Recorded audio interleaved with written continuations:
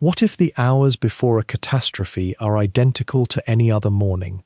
What if, on the day everything changed, the alarm clocks rang as they always did, the rice cookers steamed, the children complained about their schoolwork, and not a single soul in the city could have known that they were living through the last quiet hours of their ordinary lives?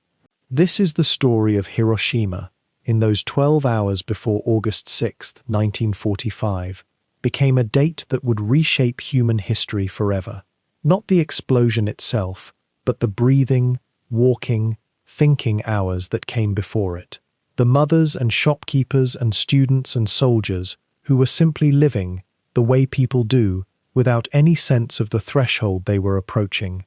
If you're drawn to history told in its most human, intimate form, and if you want to understand not just what happened, but who was there and what they were doing and thinking as ordinary time ticked forward toward the extraordinary, please consider subscribing, because we're going to spend these next hours walking through Hiroshima as it truly was on that morning, in all its quiet, unsuspecting detail.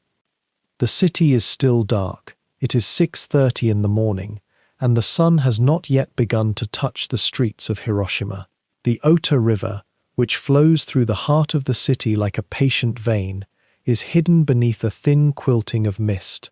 The kind of mist that happens when a warm night meets an early summer dawn, when the river itself seems to be breathing out into the cooler air above. The sound is what you would notice first if you were walking through the neighborhoods now. Not traffic, not voices, but the cicadas. Those small, insistent insects whose song fills every Japanese summer, a high, rhythmic pulse that seems to be the very heartbeat of the season itself. They have been calling all night, and they call still, though perhaps a note quieter than they will be by midday, when the heat truly settles in. The city is built across 7 rivers. 7. This fact would have been known to every resident of Hiroshima, the way you know your own address. The Ota River is the main artery, but it branches and braids into smaller streams that create a kind of delta as they approach the Seto Inland Sea. This geography, this particular arrangement of water and land, has shaped everything about Hiroshima. It was why a castle stood here once, why a military hub was established, why the city grew and spread across islands and peninsulas in a way that made it distinctive. At this hour, the water is invisible beneath the mist, but it is there, patient and present, the oldest constant in this young city. In the neighborhoods, the darkness is almost complete. The blackout curtains, which have been part of life for so long now that they have become as ordinary as walls themselves, are still drawn tight across windows. The war has been present for nearly 4 years in the minds of Hiroshima's residents, a constant ache like a dull pain you have learned to live with. Air raid drills have become routine. Warnings have sounded and resolved into nothing so many times that the vigilance has worn smooth into something resembling complacency. Still, the darkness is maintained, the curtains stay drawn, the rules are followed. Behind those curtains, in the small houses and apartment buildings that make up the residential sections of the city, people are still sleeping. Families pressed close together in the heat, on thin futons, in rooms that seem to hold the warmth of the night. A mother might be awake already, or nearly so, her body running on an internal clock that has learned to wake before dawn, so there is time to prepare food, to heat water, to have something ready when the household begins to stir. But many are still in that deep place of sleep, that place where time doesn't move the way it does in daylight, where dreams have their own logic. The neighborhoods themselves, the wards and districts that make up the city, have their own character. There is Hiroshima's downtown, the commercial heart where the better-off shopkeepers live above their stores, with the smell of wood and merchandise and decades of commerce soaked into the floorboards. There are the residential areas spreading outward, where teachers and minor officials and factory workers have their small homes. There are the military zones, near the headquarters, where a different kind of order prevails. And there are the industrial sections, near the rivers and the railway lines, where shipyards and munitions factories sit waiting for the day shift to begin. All of it is still quiet. All of it is still dark. The mist rises thicker from the rivers as the air begins its imperceptible shift toward warmth. There is a quality to these hours, a kind of suspended animation. The night has not yet released its hold, but the day has begun its approach. It is a time when the city exists between two states, neither asleep nor awake, and this in-between quality will hold for another few minutes, perhaps longer. The sound of the cicadas continues, patient and eternal, the same sound that has filled these hours for millennia, before the city, before the castle, before anything human arranged itself on this land. If you were standing near the Ota River at this moment, you might see the outline of a few early risers, a fisherman preparing his nets perhaps, someone for whom the before-dawn hours are not the tail end of night, but the beginning of work. A baker, maybe, already thinking about the ovens that need to be heated, the bread dough that has been rising in the darkness and is ready now to be shaped and baked. These are people whose routines are organized around the earliest hours, people for whom 6:30 is not an unusual time to be conscious and moving through the world. But even these early risers, have no sense that this particular morning is different from any other morning. It is simply a morning, one more in a long sequence of mornings. The river mist catches the first hint of light, so subtle that you might not notice it at first. A kind of softening at the edges of the darkness. The sky is beginning the slow work of transforming from black to deep blue, and within that transformation, the stars are beginning to fade. The cicada's song might change its rhythm slightly, responding to the shift in light that human senses might not yet register consciously. This is the way dawn works in a city built on rivers and in a climate that understands humidity and mist. It is gradual, it is gentle, it does not announce itself loudly, but rather seeps in, the way water finds its way through cloth. Somewhere, an alarm clock might ring. These mechanical devices, which seem almost quaint now in their insistence, are beginning to fulfill their purpose. A hand reaches out in darkness, in the small hours, and silences the sound. Or perhaps the sleeper simply wakes without the alarm, as humans do, drawn out of sleep by the body's own rhythms and the day's implicit approach. Gradually, the households of Hiroshima will begin to move, not all at once, but in a kind of cascade, one person rising, then another, the day beginning not with a signal, but with individual decisions made in individual rooms across the city. The blackout curtains will remain drawn for a few more minutes. There is still time, the rules are still in effect, and the darkness is maintained even as the sky itself begins to lighten. This is the discipline that has been learned, the habit that has been formed. Eventually the curtains will be opened, the slats of light will fall across faces and floors, and the day will be admitted into the rooms.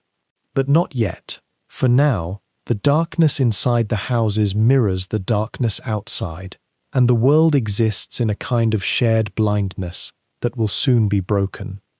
The Ota River continues to flow, indifferent to time and human awareness. The cicadas continue to sing. The mist continues to rise and drift and settle. And Hiroshima, in these early minutes of August the 6th, is simply a city at dawn, a place where people are waking or about to wake, where routines are about to begin, where the machinery of daily life is about to turn over once more, as it has so many times before. There is nothing to distinguish this morning from any other.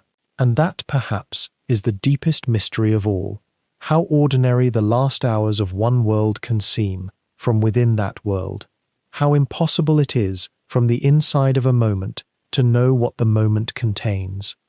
The city of Hiroshima had always been shaped by water. 7 rivers wound through it like veins, threading from the inland mountains toward the Seto Inland Sea, each one naming itself into the local consciousness. There was the Ota, the largest, whose delta had drawn the first settlers to build their homes on islands and peninsulas where the water split and rejoined itself. The Motoyasu flowed through the heart of the city proper. The Kyobashi, the Tenma, the Fukushima, the Enko, and the Aji completed the constellation. A city built on rivers was a city that understood flow, change, the gentle persistence of water wearing stone into softness over centuries.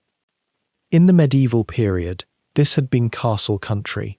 A fortress rose from the flats near the Ota's widest point, and around it grew the town that bore its lord's name and protection. By the time August 1945 arrived, that castle still stood, though its grounds had been repurposed for a different kind of power. The Chugoku Regional Army Headquarters now occupied the castle's precinct, making Hiroshima into something that modern warfare cared deeply about, a command center. Radio operators sat in its rooms.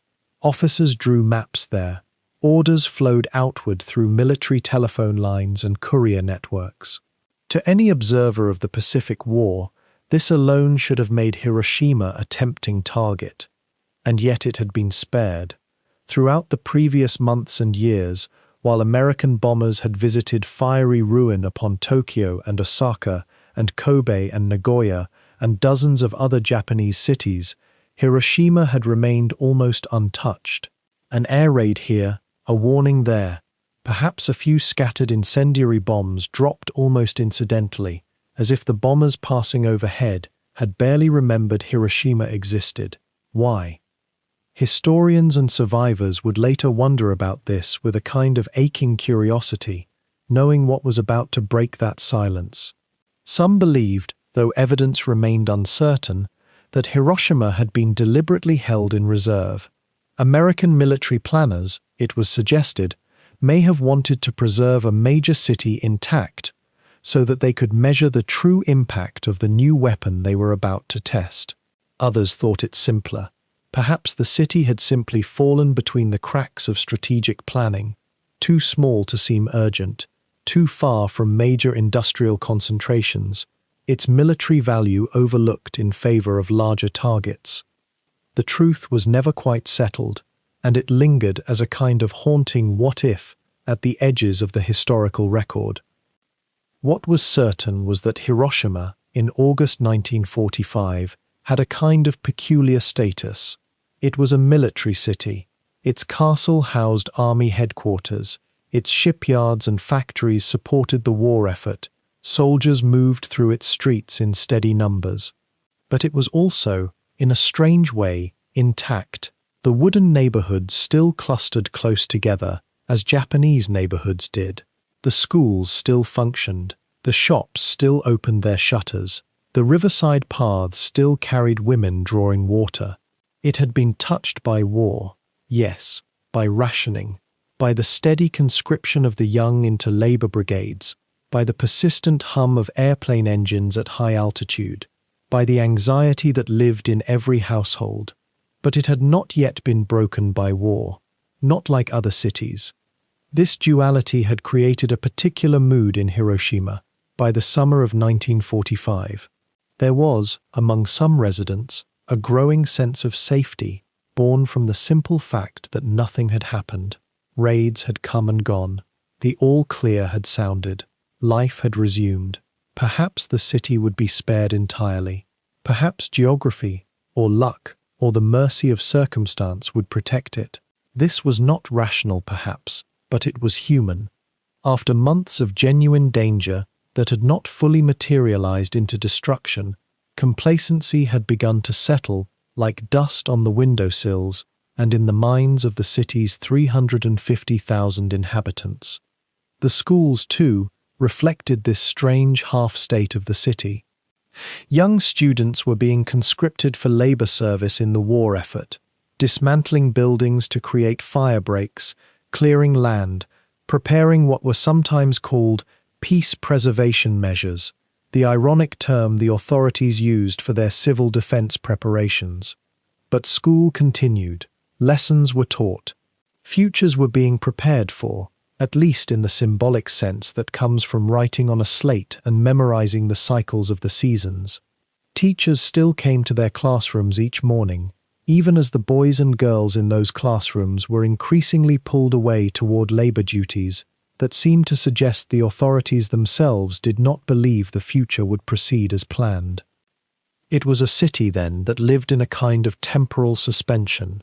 The war was present but distant. Danger was acknowledged but not yet realized. The military apparatus of empire occupied its central spaces, the castle grounds, the barracks, the communications centers, but daily life continued around it with a stubborn, weary persistence. Mothers still cooked, merchants still argued over prices, the rivers still flowed toward the sea, indifferent to the human arrangements layered across their banks. This was the Hiroshima that the pre-dawn hours of August 6th had woken into being. A city shaped by water, anchored by history, serving as a military headquarters, yet somehow still itself, waiting, though no one in those sleeping neighborhoods could have said for what. As the pale light spread across the Ota River delta, and the mist began its slow release from the water, the city's rhythm stirred into motion. In the bakeries tucked into narrow streets across Hiroshima's central wards, the first hands of the morning were already moving with practiced rhythm. Wood-burning ovens, many of them converted from earlier times when charcoal had been more plentiful, were being lit by bakers whose families had worked the same ovens for generations. The heat would take time to build. There was no rushing this ancient process. And as the temperature climbed, those first loaves of bread, rationed and modest though they were, began their slow transformation. The smell of baking bread, that primal scent of grain and warmth, would have drifted into the streets as the city woke. It was one of the few aromas that transcended the wartime austerity, a small continuity with peacetime life that people held on to. Beyond the bakeries, the streetcar lines that had become the circulatory system of Hiroshima were beginning their daily work. The streetcars, those electric trams that moved through the 7 rivers and the densely packed neighborhoods with a particular rhythm all their own, started their routes from depots where overnight crews had checked brakes and wheels and the electrical connections that ran overhead. The first drivers, moving into their positions, would have felt the familiar vibration beneath their feet, the small mechanical adjustments of a system coming alive. These streetcars carried workers, students, shopkeepers, soldiers, and civilians in an intricate daily choreography that had remained largely uninterrupted despite the war's increasing weight on the city.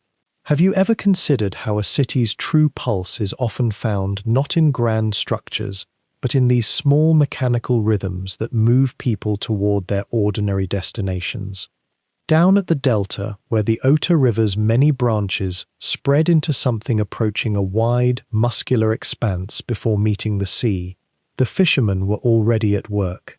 The delta was traditionally one of Hiroshima's food sources, and though the war had disrupted so much, the tide still rose and fell according to ancient celestial laws that no military strategy could alter. Men in small boats, their movements deliberate and economical, were casting nets or checking traps set the previous evening. The water in early August held a particular quality, warm near the surface, cooler below, and the fish, though perhaps fewer than in peacetime, were still there. These fishermen, many of them older men or younger boys, were engaged in one of humanity's oldest conversations with the natural world, one that predated empires, and would, in all likelihood, continue long after the war itself had become history. The rhythm of their work had a weight to it, a gravity that came from necessity and from generations of knowing. In the neighborhoods and in the residential compounds scattered throughout the wards, children were stirring. The mobilization of young people had become one of the war's defining features, and August 6th was to be no exception, though no one knew it then. Students, particularly the older children and young women, had been increasingly conscripted into labor service, work that served the war effort directly.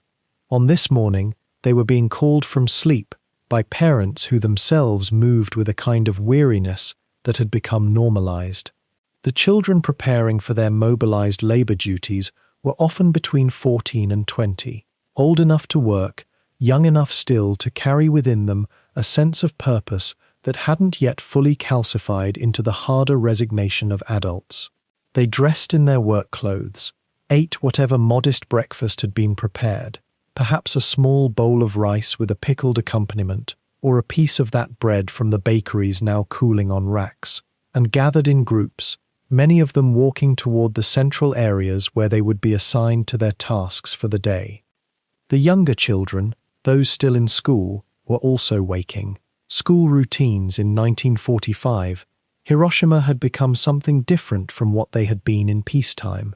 Education itself had been militarized to a degree that would have been unimaginable a decade earlier.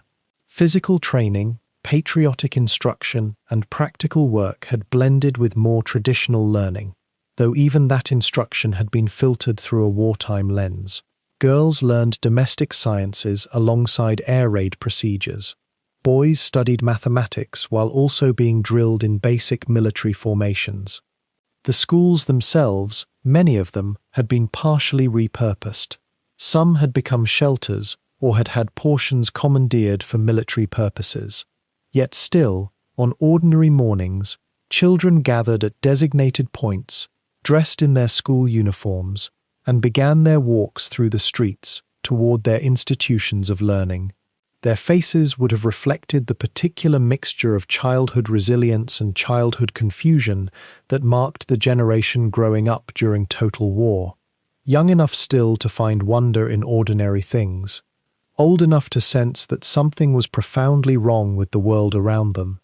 The fabric of daily life, even in a city under the shadow of war, has a remarkable capacity to reassert itself with each dawn. As bakery ovens heated to their necessary temperatures, as streetcars hummed to life on their overhead wires, as fishermen cast their nets into waters their ancestors had fished, and as children pulled on their clothes and began their walks toward work and school, Hiroshima was enacting a performance it had been performing for weeks and months. The repetition of these ordinary acts had created a kind of reassurance, an implicit belief that this is how mornings would continue to unfold. The body knows its rhythms, the city knows its habits. Surely this would be no different from the mornings that had come before.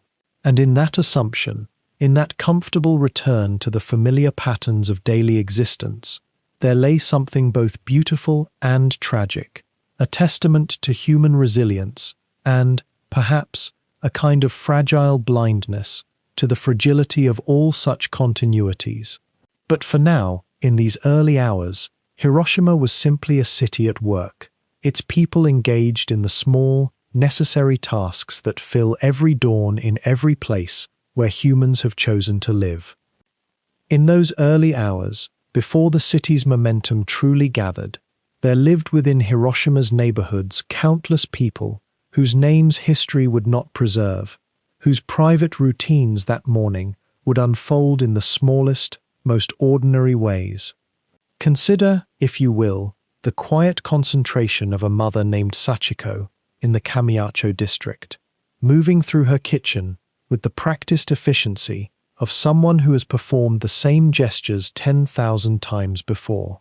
She would have risen perhaps an hour earlier than her children, in that stillness when the cicada's song still dominates the air, and the mist from the Ota River has not yet fully lifted from between the wooden buildings. Her hands, worn from years of cooking over charcoal and wood fires, would have moved to prepare what she could offer her family, perhaps a small portion of rice, a vegetable broth stretched thin with water to feed 5 people, maybe a precious egg if the rations had permitted one that week.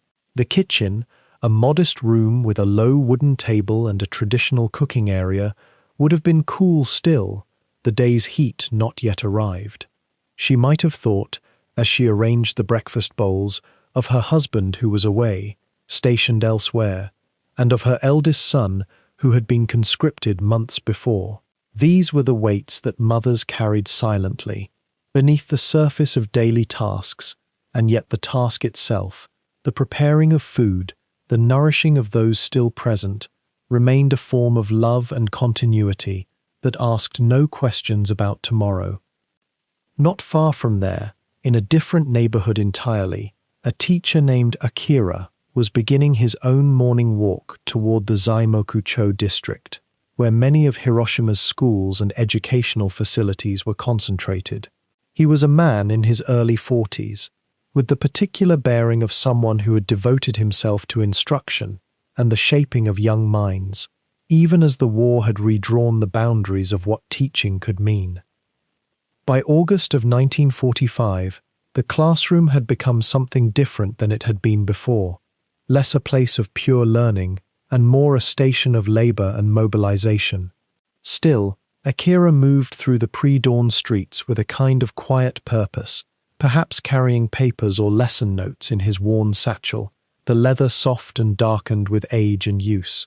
The walk itself would have been pleasant, for Hiroshima's streets, even in their wartime simplicity, held a certain grace. The narrow lanes between wooden houses, the way that trees had been preserved in some places, the stone lanterns that marked small shrines, all of this would have unfolded before him in the gathering light. He might have passed other early risers, a priest performing morning devotions, a street sweeper beginning his work, the occasional cyclist moving quietly toward a factory or workplace. What was he thinking about as he walked? Perhaps the lesson he would teach that day, or perhaps the deeper uncertainty that all thinking people must have felt.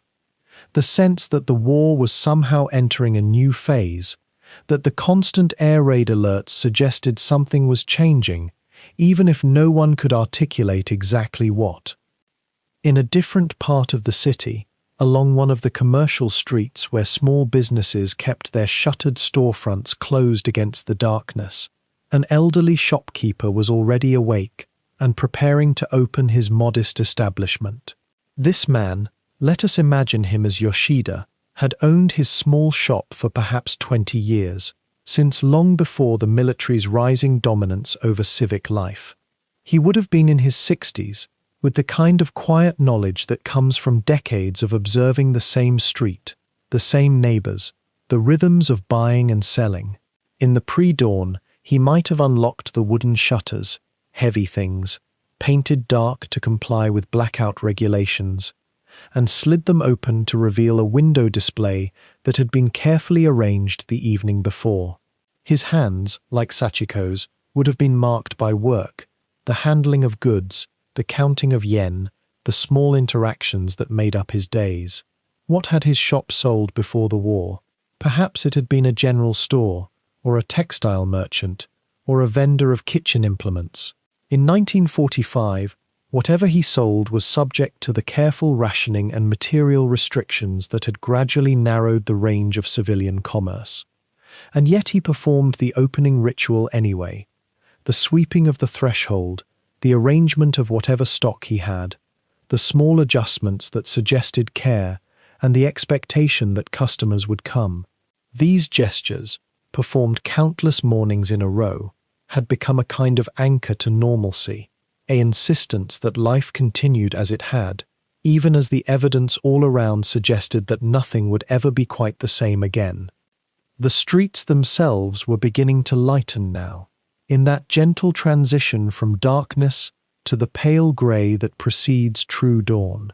The songbirds would have been growing louder, their voices layered over the remaining cicadas, creating a soundscape that had been familiar to Hiroshima's residents for generations. Somewhere, a mother was calling to her children to rise, and in that moment, her voice held no knowledge of how few hours remained before everything would change. Somewhere else, a shopkeeper was serving the first customer of the day, perhaps a worker heading to an early shift, purchasing a small portion of something to eat on the way. And a teacher was arriving at his school, unlocking a classroom, arranging chairs and papers in the expectation of another day like the last, and the one before that. These were the textures of a morning that felt, to those living through it, exactly like every other morning. The repetition itself was reassuring. It suggested that the fundamental order of things remained intact, that breakfast would be eaten, that work would be done, that the sun would rise, and the city would go about its business, as it had always done. In what ways does our sense of security rest upon the simple repetition of daily rituals? How do we maintain the assumption that tomorrow will be substantially like today, when, in truth, the future holds surprises that no amount of preparation can fully anticipate? These questions, which might have occurred to a thoughtful person on any morning, were certainly not in the forefront of anyone's mind in Hiroshima on this particular dawn. But they were beginning, perhaps, to shadow the edges of consciousness, a faint unease beneath the surface of normal routine, a whisper that the world had become less stable, even as people continued to perform the small ceremonies that held everyday life together. The city's relative calm that morning carried within it, nonetheless, a constant undercurrent of constraint. For those living in Hiroshima in the summer of 1945, the presence of war had become as familiar as the humidity in the air, not always visible, but always felt, always shaping the rhythm of daily survival. Rationing had carved away at the texture of ordinary life months before dawn broke on this particular August morning. Rice came in smaller portions than anyone remembered from peacetime. Meat had become almost ceremonial in its scarcity.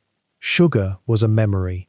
The blackout curtains that hung in windows throughout the neighborhoods had been lifted at first light, as was the routine each dawn, revealing streets where small gardens struggled to grow vegetables in soil depleted from years of intensive cultivation dedicated to feeding a nation at war.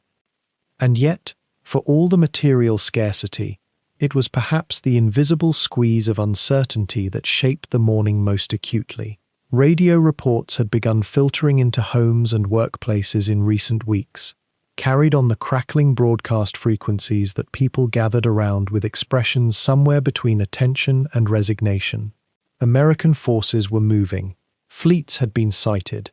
There was talk of island campaigns approaching the mainland itself, though the exact proximity remained unclear, murmured about in hushed tones that suggested both fear and the strange fatigue that comes from fear deferred too long. How much longer could it continue? How close would it come to Hiroshima? The air raid drills had become a rhythm as practiced as the morning tea ritual. Sirens would sound, sometimes in earnest, sometimes as a precaution, and the population would move with rehearsed efficiency into whatever shelters existed. A schoolyard emptied in seconds. Families ducked into designated underground spaces. The wooden neighborhood would pause, holding its breath, and then, after the all-clear sounded, resume its rhythm as though no interruption had occurred at all. Over months of such drills, a peculiar psychological distance had begun to settle over the city. The sirens still commanded attention, but the obedience they inspired had taken on a quality of habit rather than urgency. Surely, the accumulated logic of repeated alarms suggested, if danger were truly imminent, it would not announce itself so gently, so routinely. Those who had lived through the firebombings that had devastated Tokyo and other major cities carried stories, rumors, second-hand accounts of terrible speed and scale. But Hiroshima, for reasons that puzzled many residents even as they were grateful for the reprieve, had been spared. Occasionally, American reconnaissance planes would pass overhead, their cameras documenting the city's industrial infrastructure with meticulous care, but the bombers themselves had not come. Some whispered that there was a reason, a deliberate choice, though no one could quite articulate what that reason might be. Was Hiroshima being preserved for occupation? Was there something strategic about its intact condition? Or was it simply, as others suggested more tentatively, a matter of logistics and distance, the vast Pacific making certain cities easier to reach than others? The blackout precautions remained in place, a visual reminder that danger, however distant, was real. Windows were covered each evening. Street lights that had once illuminated the neighborhood stayed dark. The city learned to move through twilight and night, with the careful steps of someone navigating a familiar room after the light has been turned out. And yet, in the daylight hours, life had to continue. The blackout curtains came down, the shops opened, children went to school or to their labor assignments. The radio broadcasts of distant war continued their low, anxious murmur in the background of consciousness. There was a strange double awareness that many residents carried, perhaps without quite recognizing it in themselves. On one level, the war was abstract, reported, distant, something that happened to other cities, to other people. But on another level, more felt than articulated, the war was intimately present in every rationed meal, every night of blackout, every siren that pulled the city briefly into shelters and then released it again. The two coexisted in the minds of Hiroshima's residents as the morning of August 6th began its slow unfurling. There was anticipation mixed with exhaustion. There was hope that, somehow, this war might end before the danger reached Hiroshima more directly. And beneath it all, perhaps, there was a kind of weariness that made the impossible harder to imagine, the unthinkable easier to defer. To understand what Hiroshima was, and what it would become in the hours just ahead, one must drift backward through its own history, through layers of stone and memory that shaped this particular place into a city that war would find so consequential. Hiroshima had not always been a military target. It had been, for centuries before that, simply a castle town. In the 16th century, a feudal lord named Mori Teramoto chose this location, this convergence of rivers in the Chugoku region of western Honshu, as the site for a fortress.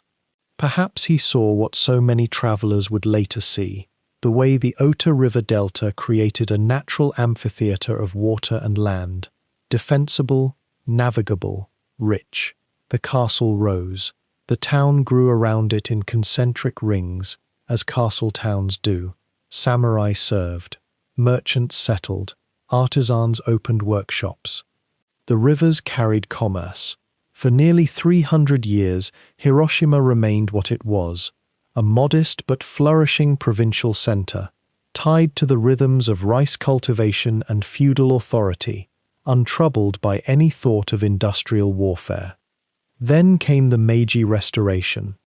It is worth pausing here, in the quiet of this morning, to consider how profoundly a single moment in history can redirect the course of a place. In 1868, Japan opened itself to the world and to modernity with an intensity that reshaped everything.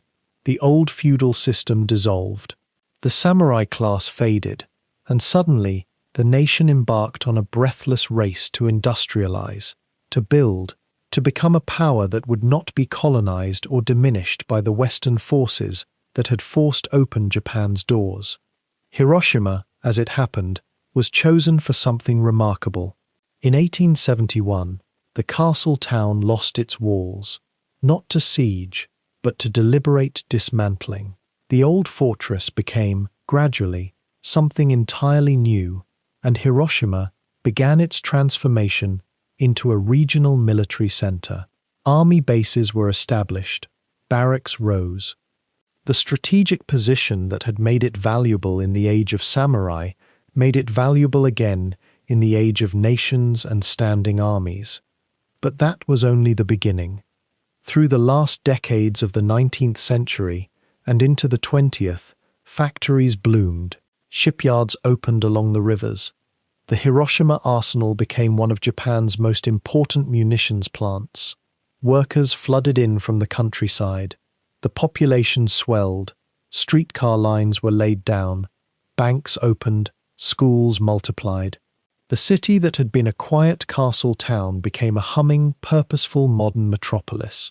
Modern in its architecture, modern in its economy, modern in its consciousness of itself as a player in a great historical drama. One might ask, why does this matter now, in these early hours of August 6th? Because the physical transformation of a city leaves traces in everything. The factories that made Hiroshima economically vital also made it strategically vulnerable. The wide streets that were cut through the medieval town to accommodate modern traffic would later become corridors through which blast waves traveled with terrible efficiency.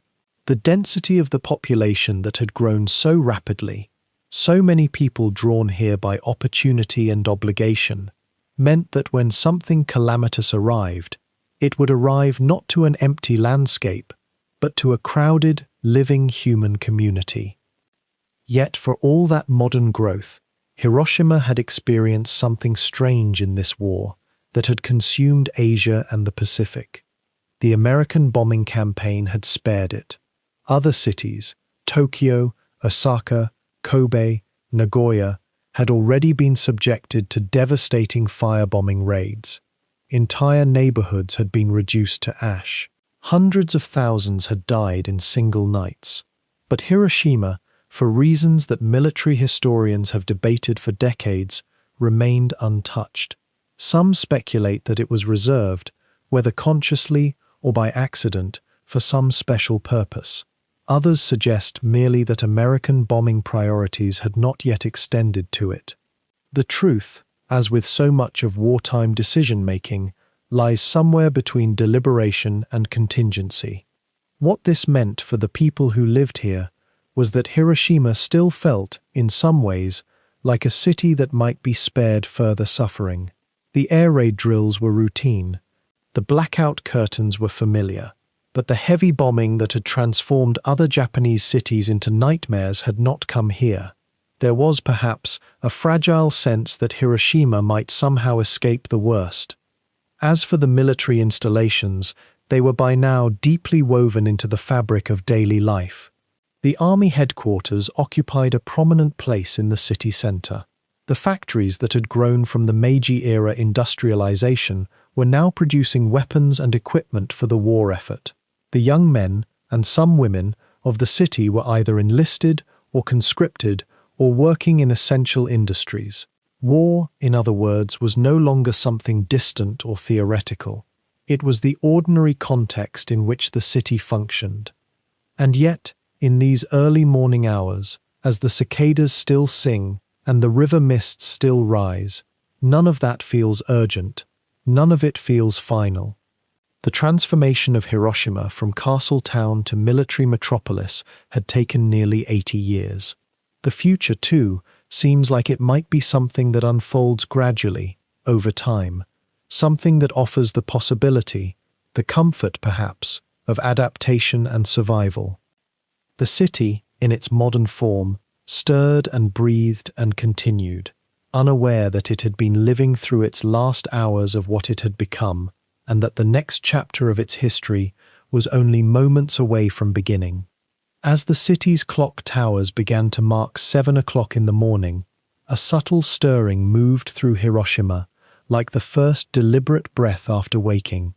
The mists that had clung to the Ota River's 7 branches through the darkest hours were beginning to thin and rise, letting through softer light, and with that light came the first real momentum of the day. In the neighborhoods that ringed the delta, families were completing their morning routines. Water was being heated in small basins. Clothes were being straightened. The smell of miso soup and the faint char of toasted seaweed drifted from kitchen windows that had been quietly opened to the August warmth. The factories and shipyards that defined Hiroshima's role in the war effort were beginning to stir into their daily rhythm. The Mitsubishi plants, which had been expanding and shifting production for months, were receiving their first waves of workers. Men and women, many of them conscripted or volunteered through the neighborhood associations, made their way along the streets toward the industrial zones that sprawled along the city's eastern edges. Their footsteps had a particular quality in those early hours, neither hurried nor leisurely, but purposeful in the way of people who have done the same walk many times before. The air held the weight of routine, the comfortable strain of knowing exactly where one belongs at a given hour. At the shipyards themselves, Supervisors were already moving between the docks and the administrative buildings, checking ledgers and work assignments. The ships themselves, some in various stages of repair, others being repurposed for the war's shifting needs, sat quiet in their berths. The water around them was still, reflecting the sky in fragments. Workers clocked in at stations marked with simple wooden signs, recording their arrival in logbooks that were kept with meticulous care. This attention to detail, to orderliness, was deeply embedded in the culture of Japanese industrial work. There was a kind of pride in punctuality, in the seamless functioning of the larger machine of which each person was a small but essential part. And as each worker took their position, the factories began their gradual acceleration from silence toward the rhythm of machinery that would define their morning.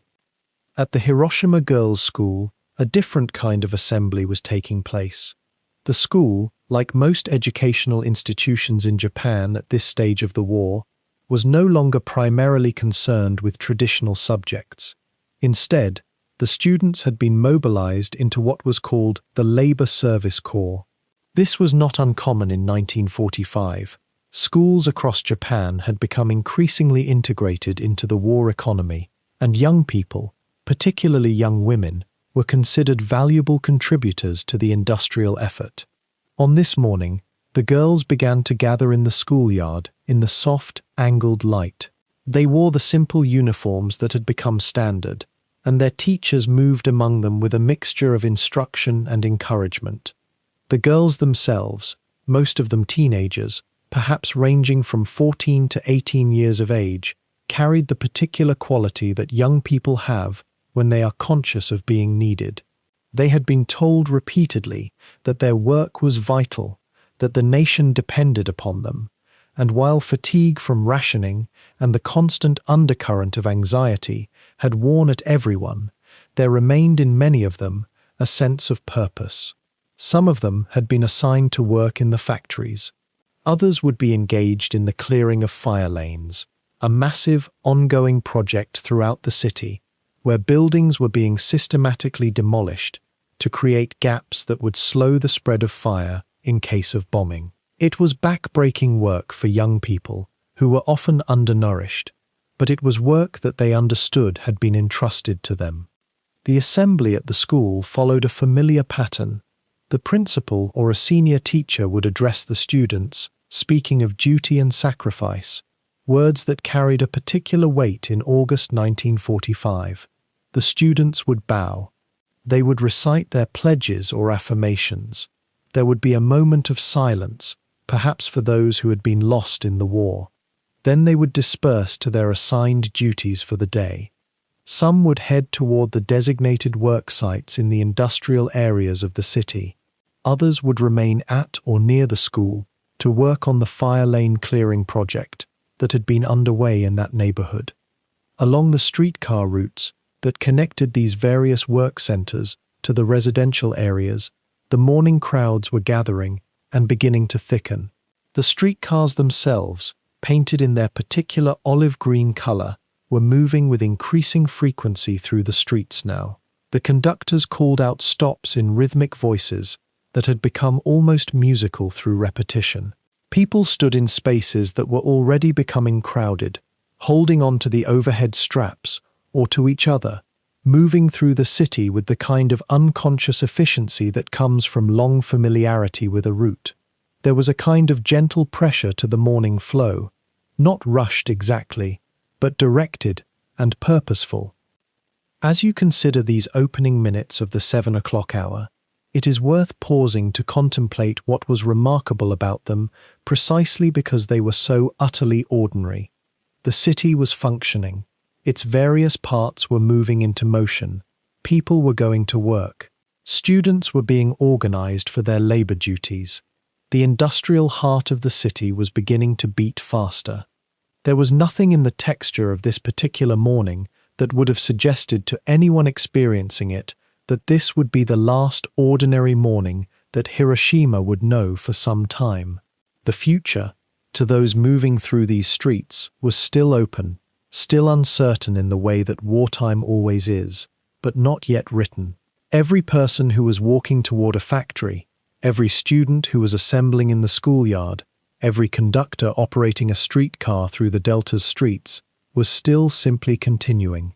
They were still, in the deepest sense, in the world as they understood it.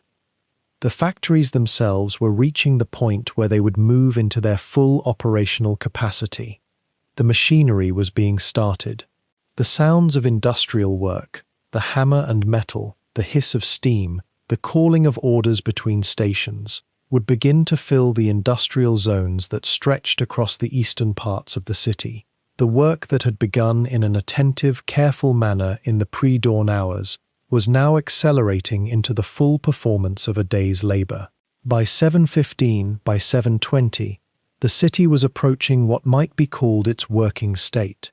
It was a state that had become familiar, almost natural, over the months and years of war.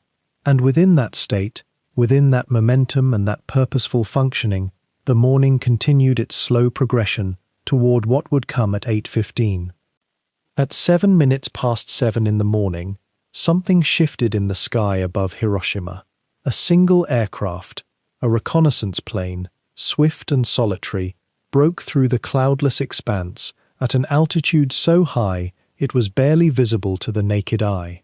For those who might have noticed it, it would have seemed nothing more than a distant speck, a glint of metal catching the early sun, no more threatening than a bird or a leaf carried on the wind. The plane's purpose was observation. It was mapping, measuring, taking photographs of the city below, though of course those on the streets and in the homes of Hiroshima did not yet know this. The sirens began almost immediately, not the wail of a full air raid alarm, but rather the alert tone, the signal that meant caution, vigilance, pay attention. Throughout the city, the sound carried across the Ota River Delta, echoing from the hills, reaching into homes and shops and factories. People paused. Some looked up instinctively, as though the sky itself might yield its secrets if only they squinted hard enough.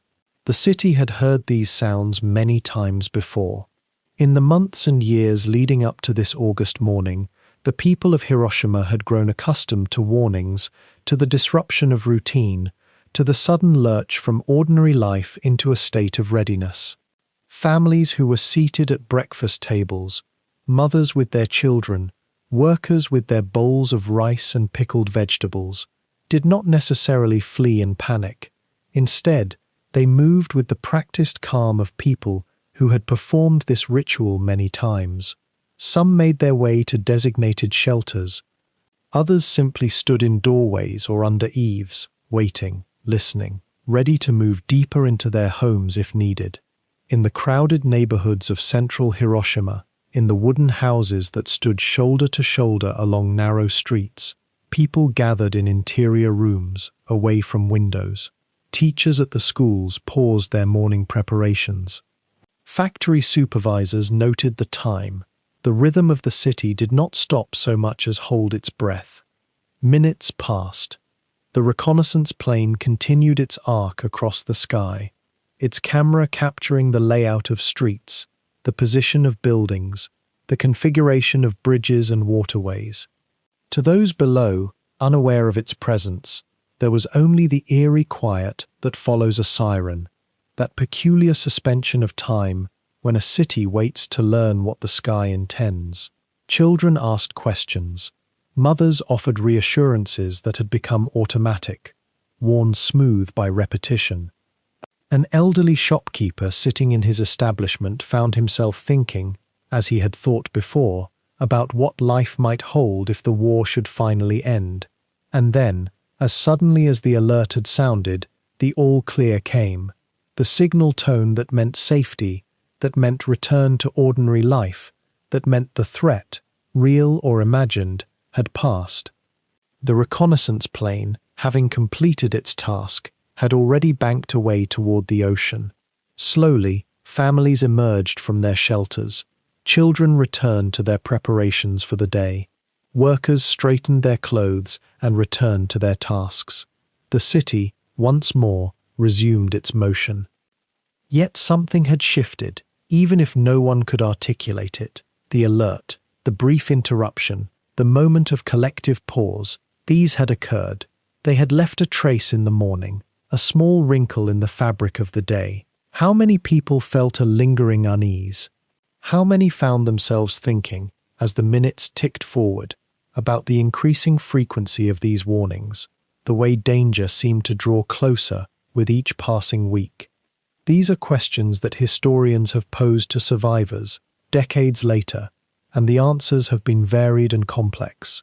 Some remembered the alert as utterly ordinary, already forgotten by the time they returned to their tasks. Others found that it had kindled a small anxiety, a sense that something was not quite right about this particular morning, though they could not say why. The city was calm again. The sirens had fallen silent. The sky was clear and bright and impossibly blue. For those in the neighborhoods and offices and factories and schools, life had returned to its normal trajectory. There were breakfasts to finish, routes to walk, tasks to complete. The day was unfolding as days do, with its small moments and ordinary decisions, its rhythms that seemed so permanent, so unchangeable, that no one could imagine them being disrupted in any way that mattered. By 7:30, the all-clear had been in effect for 20 minutes or more.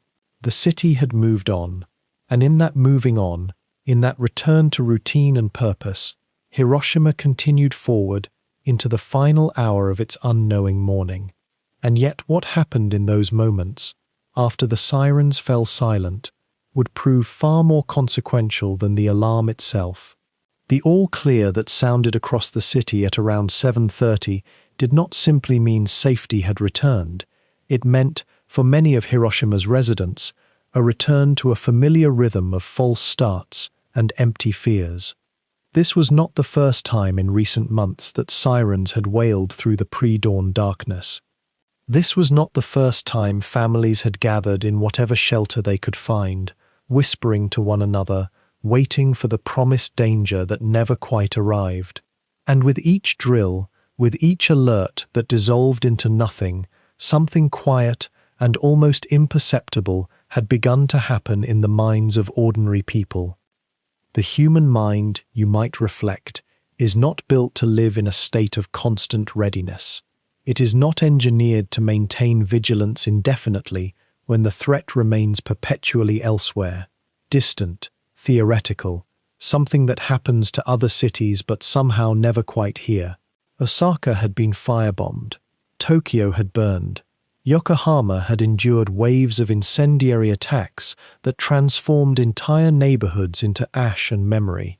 But Hiroshima, despite its status as a military headquarters and port city, had been curiously spared. Why? Some whispered it was preserved for occupation. Others thought perhaps there was some agreement, some understanding that had been reached through neutral channels. Whatever the reason, the city had become an island of relative calm in a nation consumed by fire and loss. And so, over time, a dangerous complacency had settled over the population, like morning fog on the Ota River Delta. The air raid sirens still sounded. They sounded with regular frequency, in fact, but they had become almost ritualistic, almost mundane. A shopkeeper would pause mid-transaction. A mother would glance up from her breakfast preparation. A student would sit up slightly on her mat. And then, after a period of waiting that had become as predictable as the sound itself, the all-clear would sound, and life would resume. Wake, wait, return, wake, wait, return. The cycle had worn a groove so deep that questioning it became almost impossible. There is something about repeated non-events that can be more disorienting than actual danger. When a warning fails to materialize over and over, the human brain begins to recalibrate. It begins to discount the warning itself. Psychologists have long understood this phenomenon. The boy who cries wolf does not simply lose credibility on the 10th false alarm. Rather, the listener's entire apparatus for threat detection begins to recalibrate downward. The amygdala, that ancient part of the brain responsible for registering fear, becomes less responsive to the signal. The signal becomes noise, the noise becomes background, and the background becomes invisible.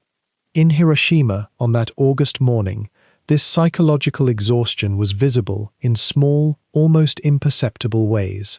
Some people did not bother to fully wake when the sirens sounded. Some remained in their homes rather than moving to shelters. Some even continued their morning routines, moving slowly through streets that had been cleared of foot traffic by others, more diligent about following protocol. There was no defiance in this. It was simpler than that. It was weariness. It was the natural human response to a threat that had been promised so many times and had failed to materialize. And there was something else too, something that deserves gentle acknowledgement. These were people living through war. They were living through a time of rationing, of loss, of constant anxiety about loved ones in distant theaters. They were living through blackout curtains and sirens and the ever-present knowledge that their nation was losing. To live in this state, hour after hour, day after day, month after month, is to live at the very edge of one's psychological capacity. One cannot maintain high alert indefinitely. The human nervous system will not permit it. Eventually, the body demands rest. Eventually, the mind demands a return to ordinary rhythms, regardless of the danger that may lurk in the margins. So when the all-clear sounded that morning, many residents of Hiroshima did what they had done countless times before. They released their held breath. They unknotted the tension in their shoulders. They allowed themselves to believe, once again, that today would be one of the spared days. And this belief, this fragile, weary, deeply human belief, was not irrational. It was simply the inevitable product of living through repeated warnings that had come to nothing. Historians and survivors who would later reconstruct this morning often remarked on this particular quality of complacency. It was not born from ignorance or naivete, but from exhaustion and from the peculiar mercy of Hiroshima's long protection. The city had become a kind of refuge within the broader catastrophe of the war, and that refuge had lulled its inhabitants into a state that might be best described as a waking dream. They were aware, yes. They were cautious, yes. But they were also tired, and in that tiredness lay a vulnerability that was neither their fault nor their folly, but simply the natural consequence of being human and being afraid for too long without the fear ever quite becoming real. The shopkeeper who had heard the sirens would turn back to his shelves. The mother who had held her children close would return to her breakfast preparations. The student sitting in the schoolyard would continue her conversation with her friends. The soldiers at the headquarters would shuffle back to their desks. The fishermen on the delta would ready their boats. And the city, that beautiful city built on 7 rivers, would settle back into its ordinary morning rhythms, unaware that this particular all-clear had offered a reprieve measured in hours rather than days. The psychological distance between the siren and the all-clear, between warning and safety, had become so familiar that no one could imagine it would be crossed one final time before the morning sun reached its full height. No one could imagine that the real danger was not approaching from the skies they were monitoring, but from a much greater altitude, from beyond the range of any alarm system ever devised. Meanwhile, across the vast expanse of the Pacific Ocean, on a small coral atoll called Tinian Island, the morning was unfolding in a very different rhythm. The island, barely 2 miles wide and 3 miles long, had been transformed by American forces into one of the largest air bases in the world. Thousands of soldiers, mechanics, and support personnel moved through its pre-dawn hours with the quiet precision of a machine wound tight for a singular, carefully rehearsed purpose. The Enola Gay, a Boeing B-29 Superfortress, rested on the runway in the darkness. She was a heavy bomber, sleek and silver, her nose pointed toward the Pacific as the first hints of morning began to soften the horizon. The aircraft had been stripped of her usual defensive weapons, to make room for fuel tanks and one particular cargo that had been transported under extraordinary secrecy. The crew had known for only a few hours what they were carrying. Some had learned mere minutes before, through whispered conversations and official briefings that carried the weight of something momentous, something that existed beyond their full comprehension. Colonel Paul Tibbets, the pilot and commanding officer of the mission, had been awake since before dawn. He was a man of controlled demeanor, trained in the meticulous discipline of military aviation. His hands, steady and practiced, had guided aircraft through countless bombing runs over Europe and the Pacific. But this morning felt different, and the crew could sense it in the air around them, in the unusual number of senior officers present, in the careful guards stationed at discrete points around the airfield. One might wonder what such a moment felt like, the knowledge that you are about to do something that has never been done before, something that exists at the very border of human capability and human understanding. The ground crew moved through their preparations with a focused quietness. There was less of the usual banter, fewer jokes to relieve the tension that always hung over flight days. The weapons specialists approached the aircraft with particular care. The device itself, they called it Little Boy, a name that would later seem both innocuous and deeply ironic, was already positioned in the bomb bay. It had arrived by ship, in pieces, and had been assembled in a specially guarded facility. The mechanics who worked on it that morning knew only what they needed to know. They understood that this was a new type of weapon, that it was important, that it required absolute precision in every connection, every wire, every safety mechanism. The arming procedure for an atomic bomb, as it turned out, was not elaborate in the way one might imagine. There were no complicated rituals, no Hollywood theatrics. Instead, it was methodical and quiet.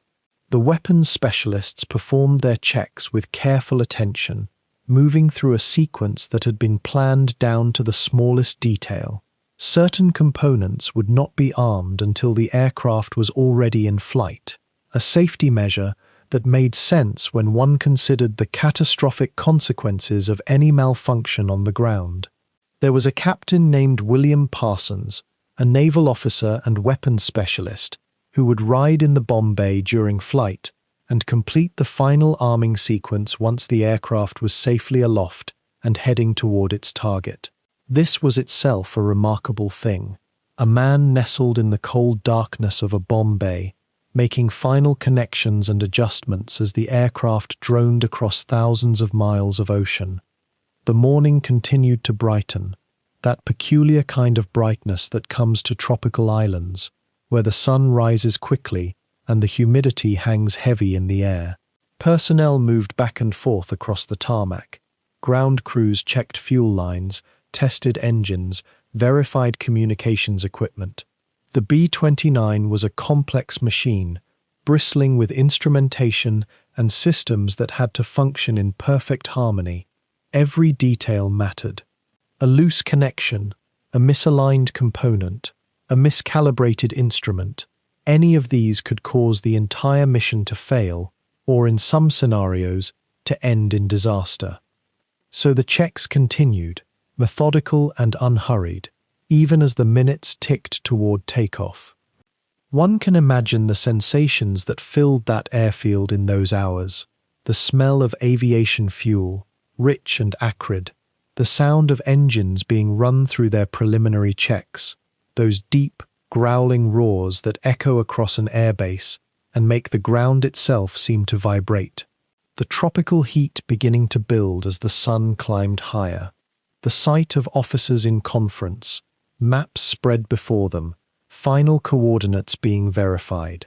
The knowledge among everyone present that something significant was about to occur, though most of them could not have articulated precisely what that significance was. The crew itself consisted of 12 men. Tibbets, as pilot and mission commander, bore the ultimate responsibility for the flight and its execution. Maurice Jepson served as the weapons specialist who would arm the device in flight, a young man carrying an extraordinary burden of technical precision and trust. Thomas Farabee was the bombardier, the man whose eye and skill would determine the accuracy of the drop. These men had trained together extensively, had flown together on previous missions, understood the language of coordinated flight. They were experienced warriors of the air, yet this morning brought them into territory that none of them had truly explored before. As the time for departure drew nearer, there was a certain ritualistic quality to the final preparations. Tibbets would have gathered his crew for a final briefing, confirming the flight plan, the route, the weather expectations over the target area. They would have reviewed their procedures one more time, even though every man among them had reviewed them repeatedly in the previous days and hours. This was simply how it was done, redundancy and repetition as safeguards against error. One might reflect on the extraordinary burden carried by these men, the knowledge that they were instruments of something vast and destructive, that their hands and eyes and decisions would shape events far beyond their individual control or understanding. The B-29 herself, the Enola Gay, had been named after Colonel Tibbets's mother. The aircraft seemed almost to wait in the growing light, silver fuselage gleaming, her 4 massive engines silent for the moment, but soon to roar to life. She represented years of engineering, countless hours of labor, millions of dollars of investment. But on this particular morning, she was something more than an aircraft. She was a vessel carrying history toward a singular point, a moment that would split the world into before and after. Yet here in these final quiet hours on Tinian Island, as the crew completed their rituals and the ground personnel finished their checks, the full weight of what was about to occur remained largely unknowable, even to those most directly involved. The sun continued its arc across the sky. The tropical breeze moved across the airfield, carrying with it the salt smell of the distant ocean. And in Hiroshima, thousands of miles away to the west, the city continued its morning rhythms, unaware, as most of humanity tends to be unaware of the moments that will define their lives. The two timelines, Tinian and Hiroshima, existed in parallel in these hours, separated by immense distance and yet moving inexorably toward a convergence that neither place had any power to prevent or alter. That convergence still lay ahead, still measured in hours, but it was approaching with the inevitability of a clock counting down toward a moment that could not be stopped. And so as the all-clear sirens faded into the morning air of Hiroshima, as shopkeepers began to unhook their blackout curtains and fold them away, as children who had huddled briefly in their designated shelters started to emerge back onto the sidewalks and into the first genuine warmth of the day, something altogether different was occurring thousands of miles away across the Pacific Ocean. The Enola Gay, a modified B-29 Superfortress bomber, was climbing steadily into the pre-dawn darkness above Tinian Island, its 4 Wright Cyclone engines humming with a deep, measured rhythm that would carry it across the vast expanse of ocean toward an island nation that had no idea what the morning held. The bomber's shadow, had anyone been watching from below in those early hours, would have been invisible against the black water. Captain Paul Tibbets, the aircraft's commanding pilot, maintained a steady heading while his crew settled into the long concentration of their flight. They had practiced this route in broad daylight, over and over, familiarizing themselves with every landmark, every turning point, every visual cue that would guide them to their destination. The routine of long-range bombing was, in many ways, like any other navigational challenge. Calculations of wind speed, fuel consumption, the slow turn of the Earth as it rotated beneath them. And yet this mission carried a weight that only a select few aboard truly understood. Back in Hiroshima, the city was accelerating into its full waking rhythm. The streetcars, those yellow and green electric vehicles that threaded through the 7 rivers like careful needles, began picking up their morning passengers. Factory gates were opening wider now, and more workers were arriving, some on foot, some on bicycles, some clustered in small groups, their lunch pails in hand, their faces still soft with the remnants of sleep. The Hiroshima Girls' School, an institution of considerable prestige in the city, was assembling its students for the day ahead. Some of these young women would be involved in academic classes.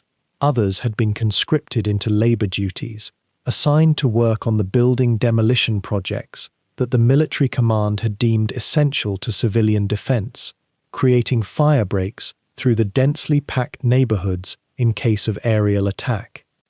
The peculiar thing about July and August in Hiroshima, even in wartime, is that there is a quality of stillness that settles over the rivers and the delta in the early hours. The cicadas, those insects whose songs had been filling the nights, were quieting as the sun climbed higher. There was a moment, somewhere between 7 and 7:30 on that August morning, when the city inhabited a kind of suspended pause.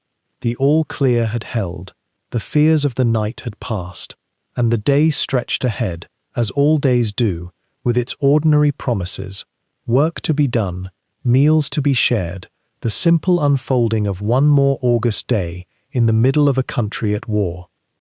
Somewhere above the western Pacific, the Enola Gay continued its climb toward cruising altitude. The vast darkness below held no cities, no reference points, just the endless expanse of water. The crew's instruments glowed softly in the cockpit.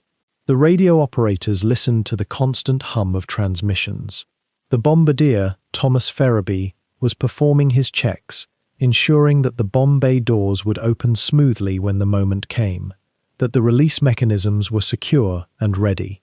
These were technical procedures, the work of trained men executing a mission they had been told, in the abstract language of military necessity, was important to the war effort. Most of them did not know precisely what they were carrying. Even those who had been briefed only partly understood the scale of what would occur, the theories and calculations that had led to this moment. And this is perhaps the profound strangeness of history, that these two timelines, separated by such vast distance, were running in parallel, moving toward the same inexorable point. In Hiroshima, a mother was calling her children to finish their breakfast before they left for school or their labor assignments. A teacher was walking through the streets, perhaps thinking of the lesson plans he would attempt if the school remained open, if the war continued as it had been continuing. An elderly shopkeeper, someone who could remember Hiroshima as it had been decades before, a castle town, a place of temples and gardens, before the transformation into a military-industrial center, was sweeping the front step of his store, performing the same small ritual he had performed for more than 40 years.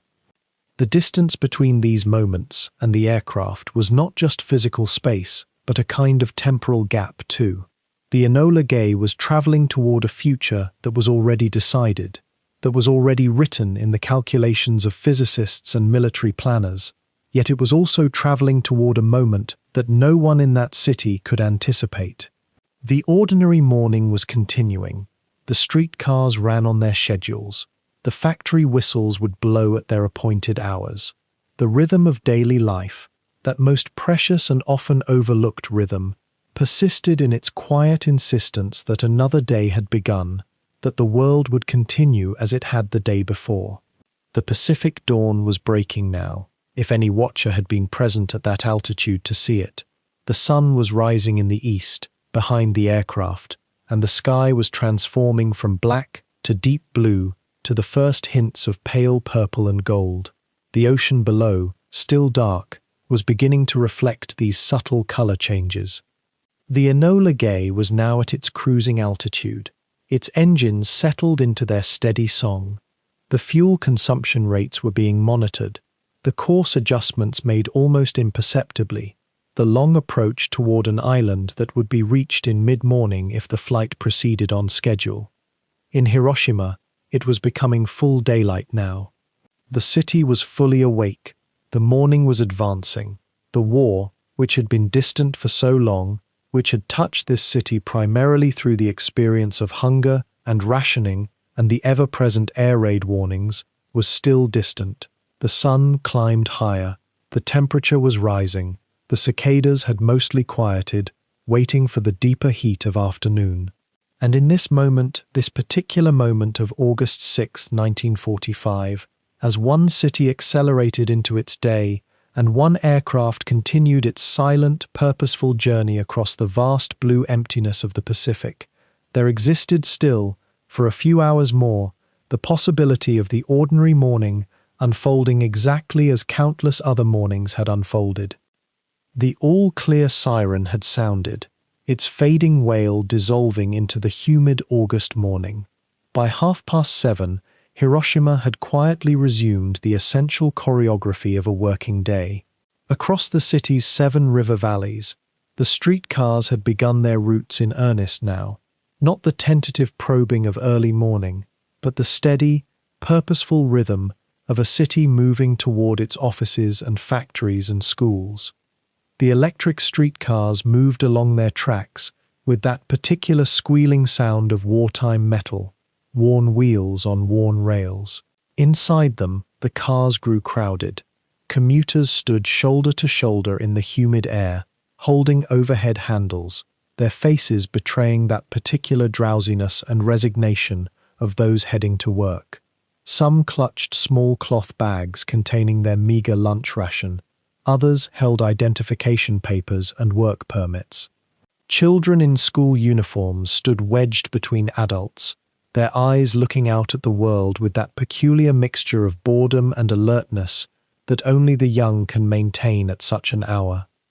The Motoyasu River, one of the 7 rivers that give Hiroshima its geography and its soul, was beginning to glint in the strengthening sunlight.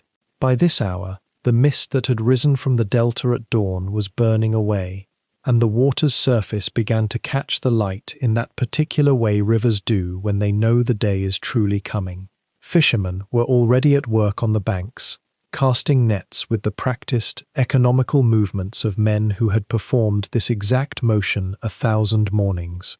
The water was calm. It would remain calm for a few hours more, and spanning the Motoyasu River, just as it had spanned it for decades, was the Ioi Bridge. You might wonder why, in this moment, the Ioi Bridge deserves particular attention. It was, after all, simply a bridge among many, in a city of many bridges. But its shape was distinctive, a T-shape when viewed from above, with the main span running east to west across the river, and a shorter section running perpendicular to it at the eastern end. This geometry would prove significant in ways no one crossing it this morning could have anticipated. For now, it was simply a point of passage, a meeting place of rivers and roads. The bridge was crowded. Morning commuters crossed it in both directions, their footsteps creating a kind of collective murmur. Some were hurrying, conscious of arriving at their workplaces on time. Others moved with the slower pace of those for whom punctuality was perhaps less urgent. Elderly merchants, day laborers, women heading to the textile factories with their lunch bundles. A few soldiers in uniform stood at attention, either waiting for transportation or overseeing the movement of workers toward the military installations that lay scattered throughout the city. If one could have stood above the city at this moment, perhaps in a way that the Enola Gay crew were even now standing above other Japanese cities several hundred miles distant, the view would have revealed a city in perfect ordinary motion. The streetcars appeared as moving dots of metal and light along their tracks. The rivers glinted like veins carrying the blood of commerce. The bridges spanned them like the connective tissue of urban life. Smoke rose from thousands of cooking fires and factory stacks. The rhythms of work and routine were asserting themselves against the undercurrent of anxiety that had become the constant companion of Japanese civilians in these final months of war. Did the people on the Ioi Bridge, holding its iron railings as they crossed, ever think about the fragility of such moments? The philosophers speak of this sometimes, how we move through ordinary time as though it will continue indefinitely, as though the morning commute is simply the morning commute, repeating itself forever in subtle variations. We do not usually consider that these routines, these familiar patterns, are built upon foundations that can shift. We do not contemplate the improbable chain of events that has brought us to this precise place at this precise time, crossing this particular bridge on this particular morning. The sun was climbing higher now. It was well past 7:30. The heat was beginning to build, though not yet to the oppressive levels it would reach by midday. The streets of the city continued their acceleration toward the full business of working hours. And yet there was, in the accounts that would later be compiled by survivors and historians, a sense that has been described again and again, a quality to the morning light, a particular sweetness to the air, something that would strike people in memory as having been somehow precious or perfect, though they could not have known why at the time. How does a city know, in those final moments before transformation, that it should remember? It does not, of course. It cannot. Hiroshima on this August morning was simply being Hiroshima, a city of rivers and bridges, of workers and merchants, of morning commutes and the ordinary weight of living. The Motoyasu River continued to glint. The Ioi Bridge continued to carry its burden of humanity, and several hundred miles away, across the vast expanse of the Pacific sky, a single aircraft continued its climb toward the altitude from which a city might be visible as something other than a city, as a point on a map, as a target, as an abstract representation of military infrastructure. But that moment had not yet arrived. Not yet. The streetcars still moved along their prescribed routes. The fishermen still cast their nets. The sun continued its climb toward noon, and the morning was still simply a morning, unremarkable in almost every way except for one thing. It was the morning of August 6th, in the year 1945, in a city named Hiroshima, and time, though no one could have known it, was about to change its relationship to this place entirely. In the Hiroshima of that morning, there lived an elderly shopkeeper named Fujita, who had run a small textile merchant stall near the Hondori shopping district for nearly 40 years. He had watched the city transform around him, from the quieter castle-town rhythms of his youth into this bustling military-industrial center, with its rivers lined with factories and its streets thick with uniforms. But as he opened his wooden shutters that August morning, unlocking the glass cases where he displayed fine silks and cotton prints, his mind drifted backward, as old minds do, to the peacetime festivals he had known in his youth. He remembered the Gion festivals, when the streets were hung with lanterns and people in summer kimono moved between food stalls selling grilled fish and sweet bean cakes. He remembered the sound of hand drums, the smell of incense from the temples, the way his own daughters had run through the crowds with toy pinwheels, their laughter carrying through the summer heat. Those festivals felt impossibly distant now, separated from him not merely by the years, but by a thickness of sorrow and waiting that had settled over the whole city since the war began. Yet there was something in opening the shop each morning that kept those memories alive, a small ritual of continuity. The silk still came from weavers, though now in smaller quantities and with more difficulty. The colors were still deep and rich, indigos and reds and subtle grays, and when customers did come, they still touched the fabric with the same quiet reverence that transcended war. He did not know, as he dusted the shelves and arranged the bolts of cloth, that he would later be counted among the survivors of the morning ahead. But in these hours before, he was simply a man of 73 years, carrying his memories like a lantern carried by habit.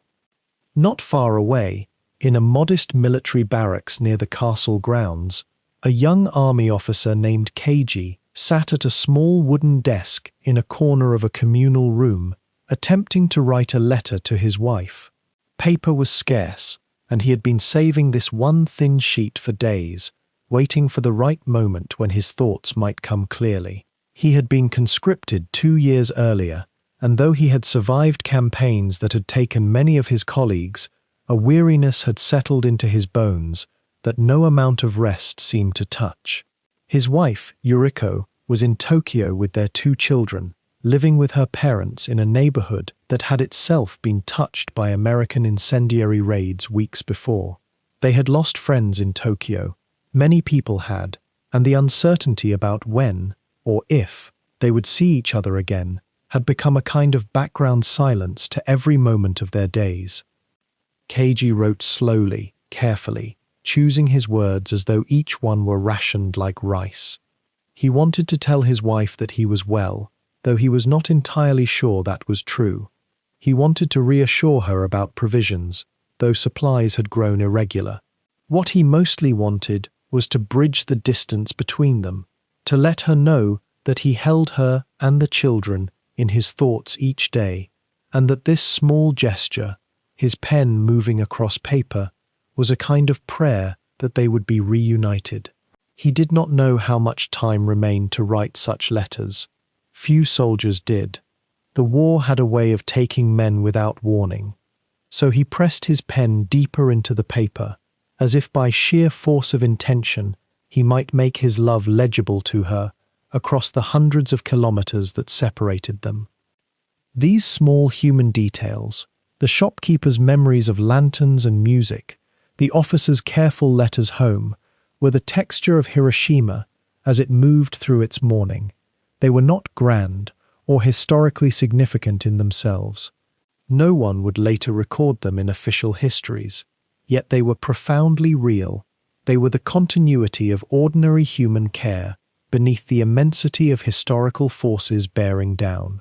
Across the city, thousands of such moments were occurring simultaneously. A teacher named Matsue was preparing her lessons for the morning, arranging students in lines for calisthenics, thinking about which girls had become thin and hollow-eyed from insufficient food. An apprentice at the Mitsubishi docks was climbing aboard a ferry to cross the delta, carrying his lunch in a cloth-wrapped bundle, anticipating the long hours of labor ahead.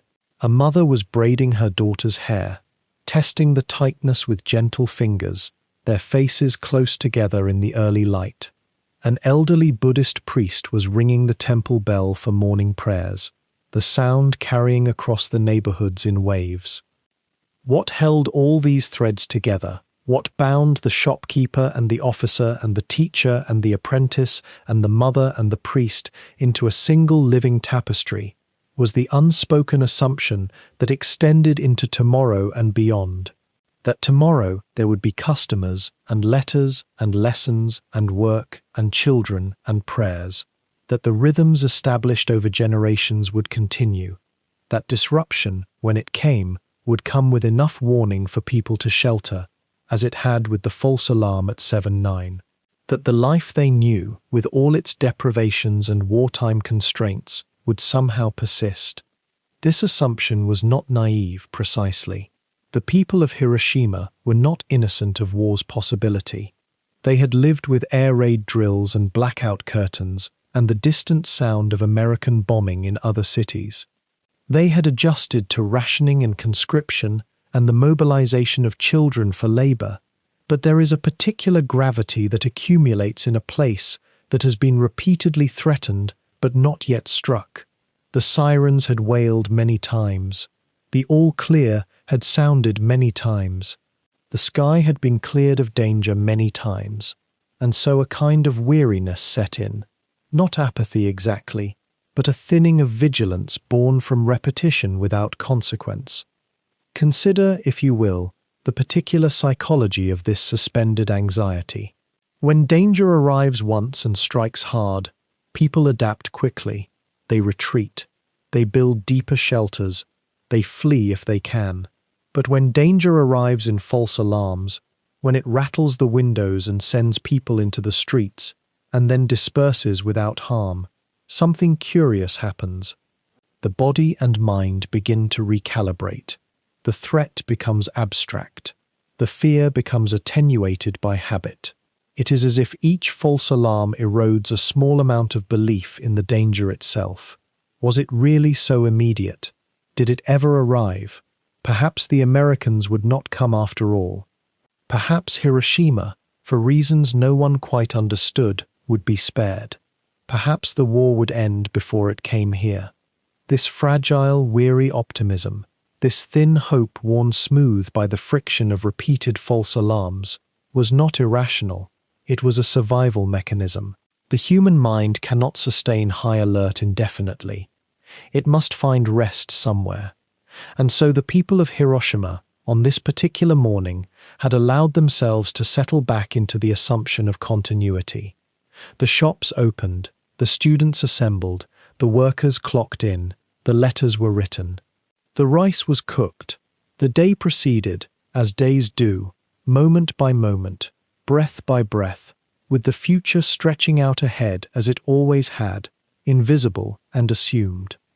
The city that morning, though it moved with the rhythm of ordinary life, bore the marks of a nation preparing for siege.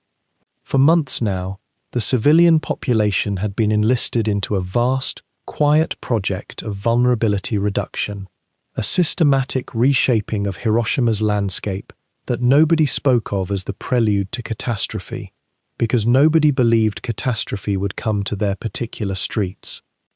Beginning in the spring, teams of workers and conscripted students had begun clearing what the authorities called fire lanes, broad corridors cut through the densest neighborhoods, where entire blocks of wooden houses had been demolished to create gaps that fire, officials theorized, would find harder to leap across. The work was methodical and sorrowful.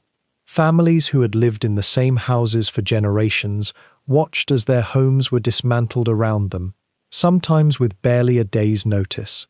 The timber was salvaged where possible, though there was precious little fuel shortage that would absorb even that small yield. The dust from the demolition settled on the remaining rooftops like a warning nobody quite heeded. By August, these fire lanes had become a visible scar across Hiroshima's face. Streets that once curved organically through neighborhoods now opened into strange clearings, where only ash and foundation stones remained. Pedestrians walking early that morning would have passed through these gaps, noticing how the sound of their footsteps changed in the open air, how the shade disappeared. Some found these cleared spaces unsettling. Others, wearied by months of upheaval, had simply accepted them as the price of living in a military city in the waning year of war. Alongside the demolition brigades, another form of conscription had been woven into the fabric of the city. In schools across Hiroshima, students, particularly girls in their mid-teens, had been assigned to labor service as part of what the government called the Patriotic Mobilization Ordinance. That morning, many of them were not sitting in classrooms but rather gathering in factories, warehouses, and on work sites throughout the city. The Hiroshima Girls' Middle School, one of several educational institutions whose students had been redirected into war production, had organized its pupils into work parties. Some were assigned to help with further building demolition. Others worked in textile factories. Still others assisted in food preparation facilities or at military offices. These young women, many of them no older than 15 or 16, moved through the pre-dawn darkness with the numbness of the conscripted. They had grown accustomed to this displacement from ordinary schooling over the preceding months. There was no glamour in their mobilization. Despite what official propaganda claimed, the work was exhausting, the hours were long, and they were hungry most of the time. Some teachers accompanied them. Others monitored the work sites. The separation from home and family for the duration of the working day had become so routine that few among them questioned it anymore, or imagined that this particular morning's assignment would be any different from the dozens of others. What purpose did all this preparation serve? The authorities had a clear answer. These measures would protect civilians in the event of a major air raid. Fire lanes would slow the spread of conflagrations. Reduced building density would mean fewer casualties from collapsed structures. Students kept busy in organized work, rather than left idle at home, would be safer. The reasoning went, under adult supervision. The logic was not unreasonable, only incompletely imagined. Military planners and civilian officials had witnessed firebombing campaigns elsewhere, in Tokyo, in Kobe, in other cities, and they recognized that Hiroshima, with its high population density and its predominance of flammable wooden construction, was vulnerable. So the precautions had been put in place. They were rational responses to a predictable threat. Yet there was something almost poignant in these preparations, though nobody living through them would have described it that way. The city was armoring itself against a danger it did not fully comprehend, using methods that would prove almost meaningless when the actual danger arrived. The fire lanes, carefully calculated to slow the spread of conventional fire, would become irrelevant. The dispersal of students into various work sites across the city would transform from a safety measure into a cruel randomizer of fate. The very clearings that were meant to offer shelter would offer none at all. That morning, as the fire lanes stood empty and the work brigades assembled at their assigned locations, Hiroshima's civilian defense infrastructure was in place and ready. Civil defense wardens had been appointed. First aid stations had been established. Shelters, most of them shallow or inadequate by any realistic standard, were marked and accessible. The machinery of civilian protection was humming, orderly, procedural. It gave the appearance of safety, even if the preparation for the actual threat remained, in many crucial respects, invisible to those who might benefit from knowing it. In the neighborhoods where the fire lanes had been cut, residents were already moving through their morning routines. Some climbed over the rubble of demolished houses to reach their workplaces. Others used the cleared spaces as shortcuts, saving themselves minutes on their commute. Children who had lived their entire lives in more densely packed areas now played in unfamiliar open spaces, as if the city itself had grown lighter, less constrained. An elderly resident might have wondered, passing through one of these clearings in the early light, whether all this destruction and upheaval had truly been necessary, whether a government could prepare for every possible outcome, whether the sacrifices demanded of a people could ever fully protect them from the unpredictable forces of modern war. These questions remained unresolved that morning, still floating in the consciousness of those who asked them. They would remain unresolved for everyone. By 8 o'clock in the morning, the all-clear had held steady for nearly an hour. The sirens had fallen silent after that brief alert at 7:09, and the city had quietly resumed its breathing.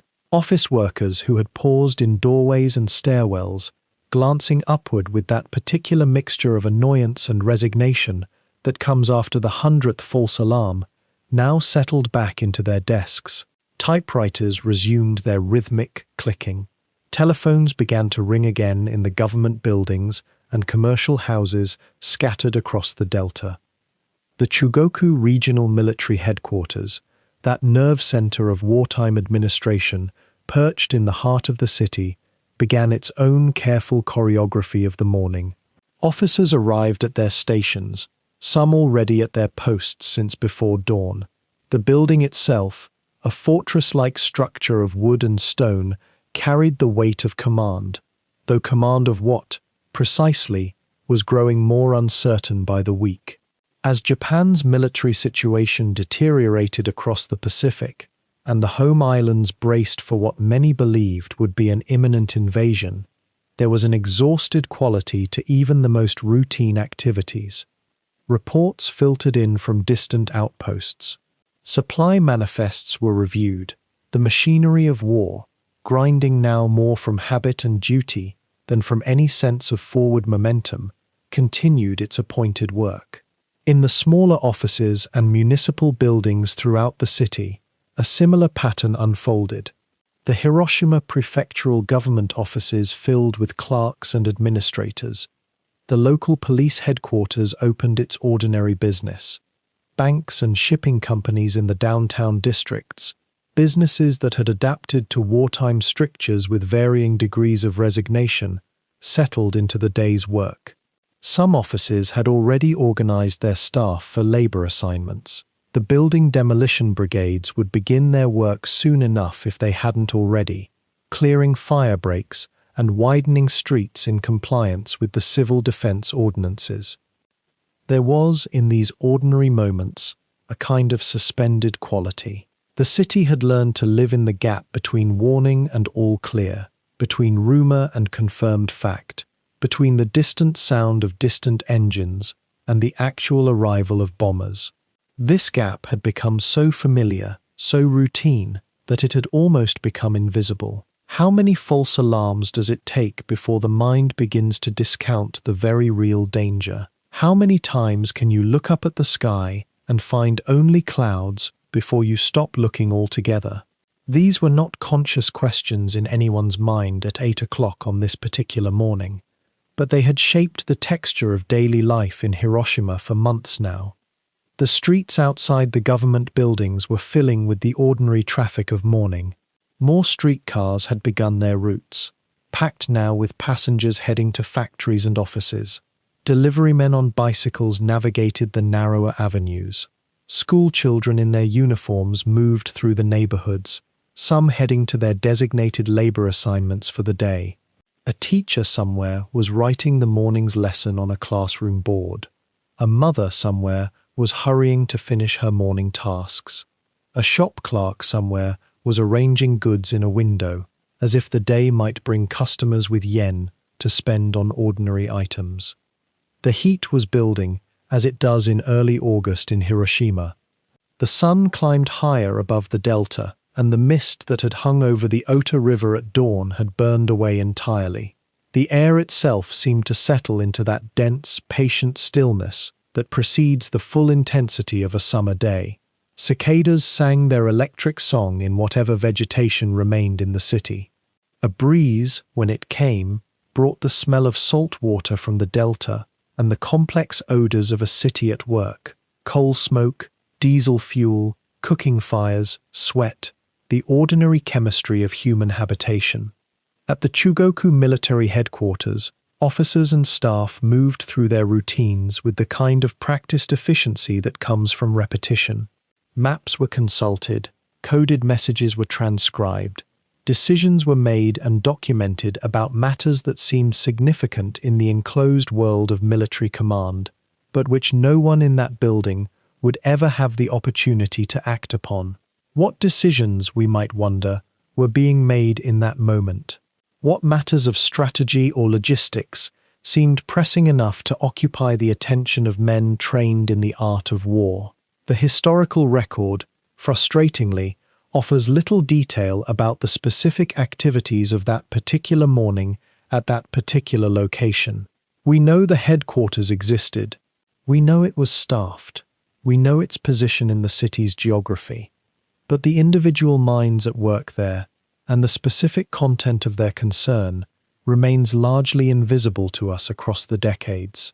This is one of the profound quietnesses of historical reconstruction.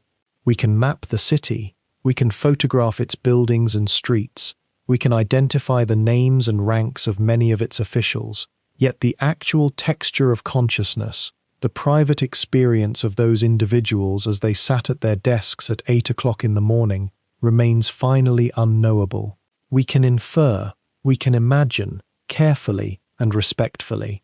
We can note that exhaustion was surely present, that wariness was certainly present, that the undercurrent of uncertainty about Japan's future had worked its way into the minds of every thinking person in the command structure.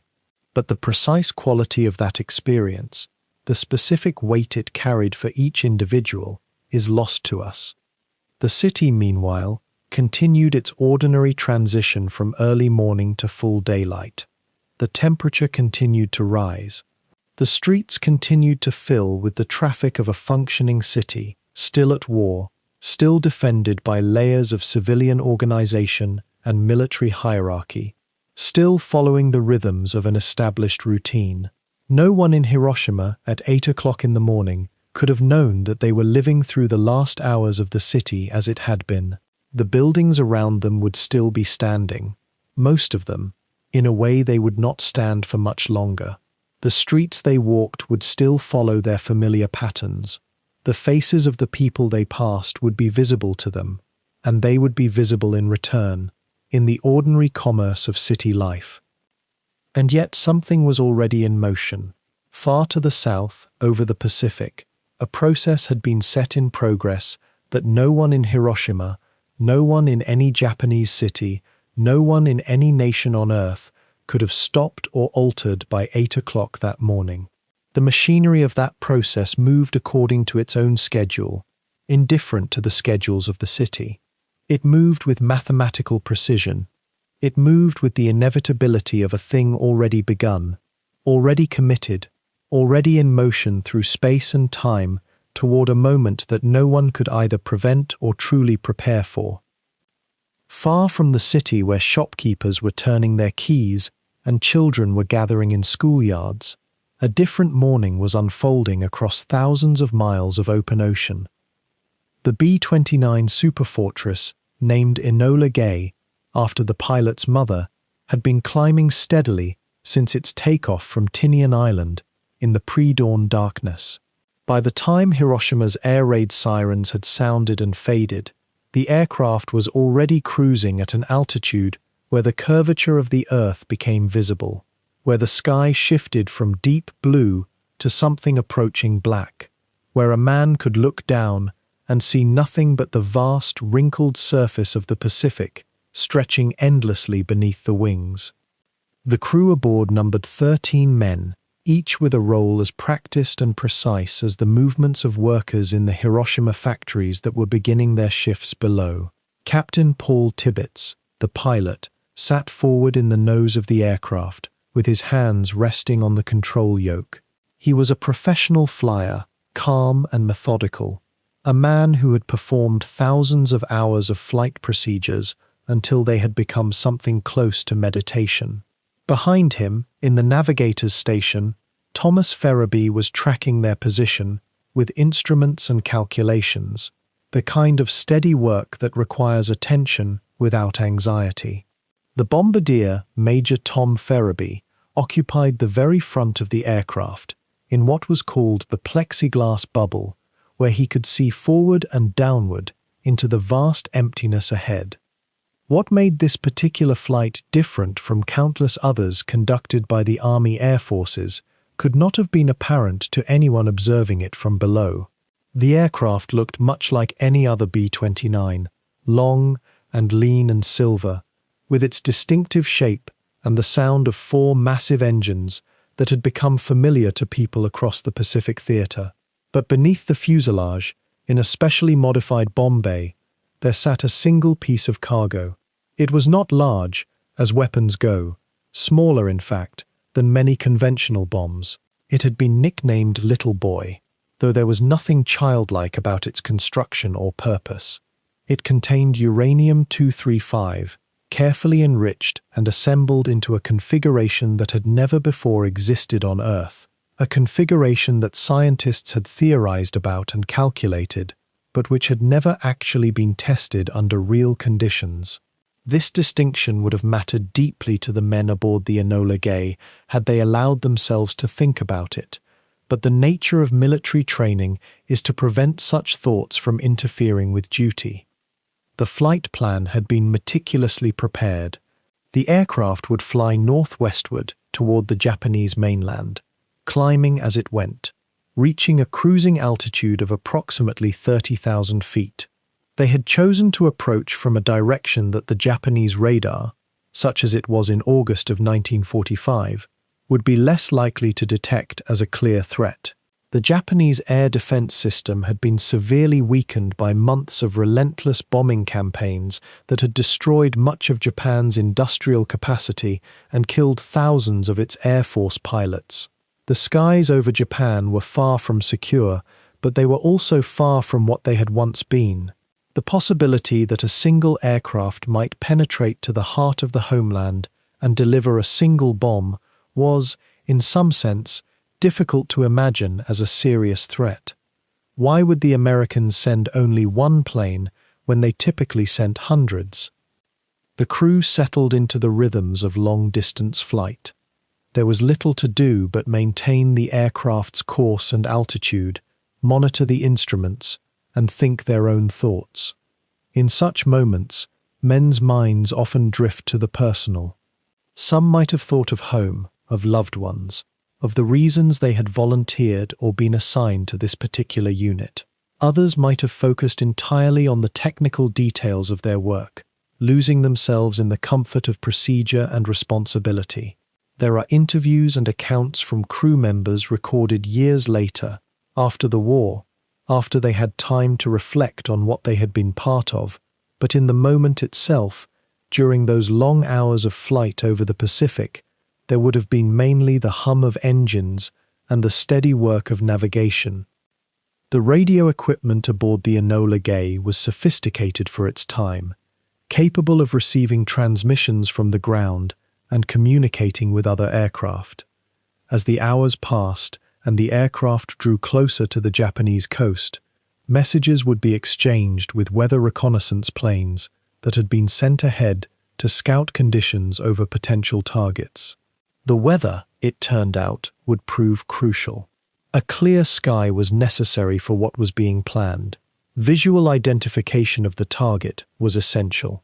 This was not an instrument bombing run in clouds or fog, but rather a precise visual delivery requiring good conditions and clear visibility.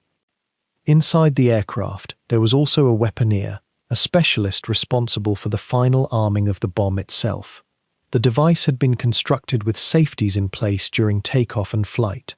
It was not armed, not yet. That arming would happen only as the aircraft approached its target, in procedures that had been planned with extreme care. The weaponeer would follow a checklist, step by step, familiar with every detail of the weapon's systems. This too was routine work, transformed into procedure, into the regular motions of a job that had been trained into muscle memory. What strikes the observer now, looking back across the decades, is the ordinariness of it all. The crew members were not monsters or fanatics. They were soldiers doing their duty as they understood it, flying an aircraft according to their training, following orders issued by men above them in the chain of command. The knowledge of what the bomb was capable of doing had not been made explicit to most of them. They knew it was a powerful new weapon, something experimental, something important enough that they had been selected for this particular mission. But the specific details of its destructive capacity, the calculations of blast radius and thermal radiation, the estimates of human casualty, these were not part of their briefing. They knew, perhaps, that they were participating in something unprecedented, but the human mind has a remarkable capacity for compartmentalization, for focusing on the immediate task at hand while setting aside the larger implications. The aircraft flew on through the morning hours, steady and level, carrying its cargo across the vast blue emptiness of the Pacific. In the nose of the plane, forward-looking radar was beginning to paint images of the Japanese coastline as it came into range. The coast of Honshu, the main island of Japan, was approaching. Soon the crew would be over land. The air defenses, such as they remained, might attempt to intercept them. The possibility of fighter aircraft, of anti-aircraft fire, of mechanical failure, of any number of contingencies that had been prepared for in training, all of this was now entering the realm of real possibility rather than theoretical exercise. And yet, at the same time, over a city whose name was about to become known to the entire world, the morning was proceeding in the unhurried rhythm of ordinary time. In those final moments before 8:15, the city continued in patterns that had repeated for countless mornings. The light, now fully amber and generous across the streets, had begun to warm the stone and wood of Hiroshima's downtown neighborhoods. A bell in one of the smaller temples, perhaps at Honkoku-ji, perhaps at another of the dozens of sacred places woven through the residential quarters, began to ring with the measured, unhurried tone that marked the hour. Those sounds, the deep bronze resonance carrying through the morning air, had called the faithful to prayer and the forgetful to awareness of time for centuries, How many mornings had begun this way, without incident, without remarkable consequence, each one dissolving into the next in a steady accumulation of unremarkable days. On Aioi Bridge, the crowd of morning commuters had thickened further. Workers moving toward the munitions plants and textile factories, school children in their uniforms, elderly residents crossing to the other side of the Motoyasu to visit relatives or conduct small errands. The T-shaped bridge, distinctive and practical, had become one of the city's natural gathering points, and on this particular morning it was filled with the patient, slightly weary movement of people in motion. Some glanced at watches, others carried small cloth bags containing their lunch or papers for the day's work. The river below, flowing with its own quiet constancy, reflected the widening sky above. In a home in the Western District, a mother whose name would later be recorded in survivor testimony was calling her children to hurry.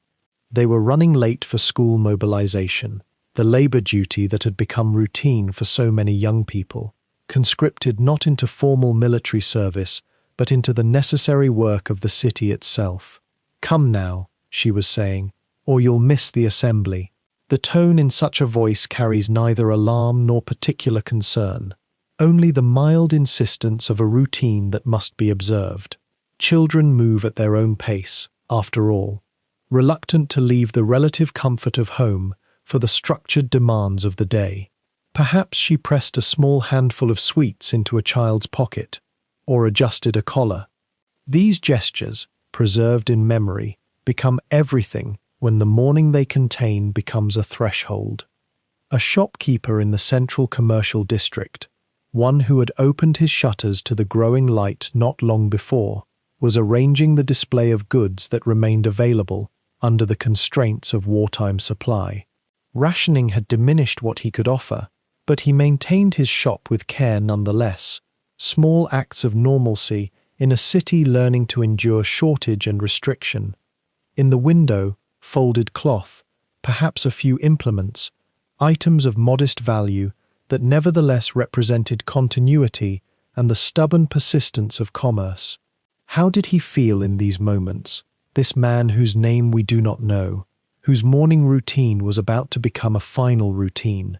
Did he think of his family? Did some small unease cross his mind? Or was he simply absorbed in the small, absorbing details of beginning another day? The elementary schools had begun their morning assemblies, children standing in neat lines, as they had been taught to do, their small faces turned toward teachers who spoke words about duty and vigilance and the larger struggles that distant adults were waging on their behalf. None of them understood, fully, what it meant. They knew only the ritual, the standing, the listening, the ordinary structure that had become the shape of their daily world. They were young enough that mornings in August, even mornings under the shadow of war, carried their own small excitements and apprehensions, the social complications of childhood continuing alongside everything else.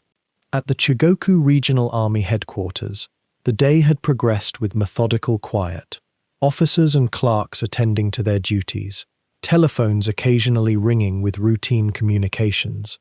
The building itself, a modern structure of several stories, housed the administrative machinery that connected Hiroshima to the larger military apparatus of the nation. What did they know or sense of what was coming? Nothing. The air raid alert from earlier, the all-clear that followed, had been absorbed and forgotten already. Another cycle in the pattern of false alarms that had become so familiar as to barely register. The bicycle traffic had continued to increase, cyclists moving along the familiar routes, navigating around the careful pedestrians, carrying packages, or simply making their way to appointed places. There was an almost musical quality to the sounds of a city in motion, the bell of a bicycle, the shuffle of sandals, the occasional call of a vendor beginning to set up a small stand, the distant sound of machinery starting up in factories that ringed the city. These sounds layered upon one another, creating the acoustic landscape of an ordinary morning becoming an ordinary day. The minutes were moving toward 8:15 with no sense of approach, no gathering tension that anyone could perceive. The morning bell continued to resonate somewhere in the city's spiritual geography.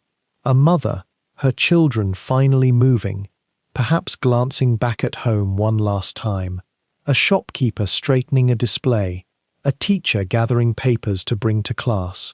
A worker mounting the steps to a factory floor. A cyclist pedaling steadily. An elderly resident pausing to observe the sky. That particular deep blue of summer mornings in Japan. A soldier, perhaps, writing a final line in a letter home, not knowing it would remain unfinished. A child, asking a question about something entirely inconsequential. A dog, barking at nothing in particular. The continuous, unstoppable accumulation of small human moments. Each one ordinary beyond any measure of significance. Each one irreplaceable, and each one, in the lives of those experiencing them, complete and whole and entirely present. The city breathed, the light continued, the morning pressed forward into its inevitable unfolding.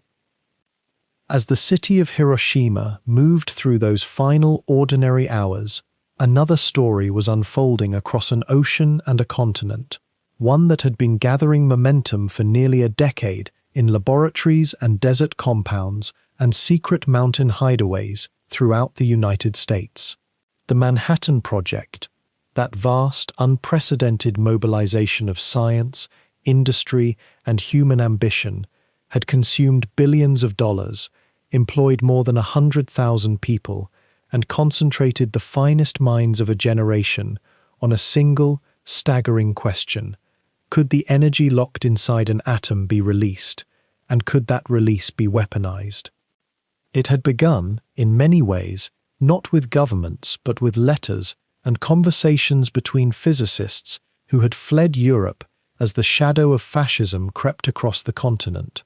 Leo Szilard, a Hungarian mathematician, had grown increasingly alarmed by the possibility that Nazi Germany might develop atomic weapons first. In 1939, he had approached Albert Einstein, who lent his name and prestige to a letter warning President Franklin Roosevelt that such a weapon was theoretically possible. The thought haunted Szilard through those years, the thought that if he had not raised the alarm, if he had not pushed, the outcome of the war might have been unimaginably different. What weight does a single letter carry? What responsibility does it place upon the person who sends it? That question, in one form or another, had been troubling many of the scientists who had devoted themselves to the project in the years since. Men like Robert Oppenheimer, the brilliant theoretical physicist who had been chosen to lead the laboratory at Los Alamos, had wrestled with the moral dimensions of their work, even as they pursued it with extraordinary focus and ingenuity. Oppenheimer was not a man without conscience. He read Sanskrit, he played classical instruments, he moved through his life with a kind of intellectual restlessness that suggested he was always questioning, always thinking beyond the immediate problem. Those who worked near him sensed a tension in him, a duality between his commitment to the science and a deeper unease about its implications. The work itself had been all-consuming. For years, physicists and engineers had labored in the desert heat and the mountain cold, solving problem after problem that had seemed, at each stage, nearly insurmountable. How do you enrich uranium to the necessary purity? How do you design a mechanism that would bring two pieces of fissile material together with precisely the right speed and force? How do you contain and direct the release of energy on a scale never before contemplated? Each question had led to months or years of experimentation, calculation, failure, and gradual progress. The work had demanded not just intellectual brilliance, but an almost obsessive dedication, the kind of focus that can only exist when the mind is fully absorbed in a problem that seems to matter absolutely. By the early months of 1945, the end of the war in Europe was drawing near, and yet the conflict in the Pacific continued with no clear end in sight. The invasion of Japan, military planners estimated, could cost hundreds of thousands of American lives, perhaps 1 million or more. Japanese casualties would likely be far greater. The weapon being developed in the New Mexico desert suddenly seemed less like an abstract scientific achievement and more like a potential tool that might shorten the war, might spare lives, American lives, and perhaps even Japanese lives if it forestalled the need for invasion. This reasoning, though, carried its own burden of uncertainty. General Leslie Groves, the military officer who administered the Manhattan Project, had little patience for moral philosophy. He was a man of action, focused on delivering what he had been asked to deliver. But many of the scientists beneath him, brilliant men like Enrico Fermi, Edward Teller, and others, understood that they were creating something that would alter the arc of human history. Some of them, as the moment of testing approached, had begun to wonder aloud, in conversations and in memoranda that have survived to the present day, whether the bomb should actually be used, or whether its mere existence might be enough to force Japan to surrender without dropping it on a populated city. There existed, in the spring of 1945, what might be called a petition, signed by 69 scientists, sent to Secretary of War Henry Stimson, urging that Japan be warned of the weapon's existence and given an opportunity to surrender before it was deployed. Whether that petition ever reached Stimson's desk, and if it did, whether it was ever read, remains a matter of historical debate. What is certain is that the decision-making apparatus of the United States government was vast and complex, with many layers and many voices, not all of them speaking in concert. The men in the highest offices, President Truman, who had only recently learned of the bomb's existence after ascending to the presidency upon Roosevelt's death, Secretary Stimson, General Groves, the Joint Chiefs of Staff, operated within a fog of war that is difficult to fully penetrate even now, decades later. They were working with intelligence reports of dubious reliability. They were under immense pressure from military commanders in the Pacific. They believed, or had been told, that the Japanese showed no sign of surrendering, that the fanatic resistance of Japanese soldiers suggested the entire nation would fight to the last person before accepting defeat. Were they right? Were they misled?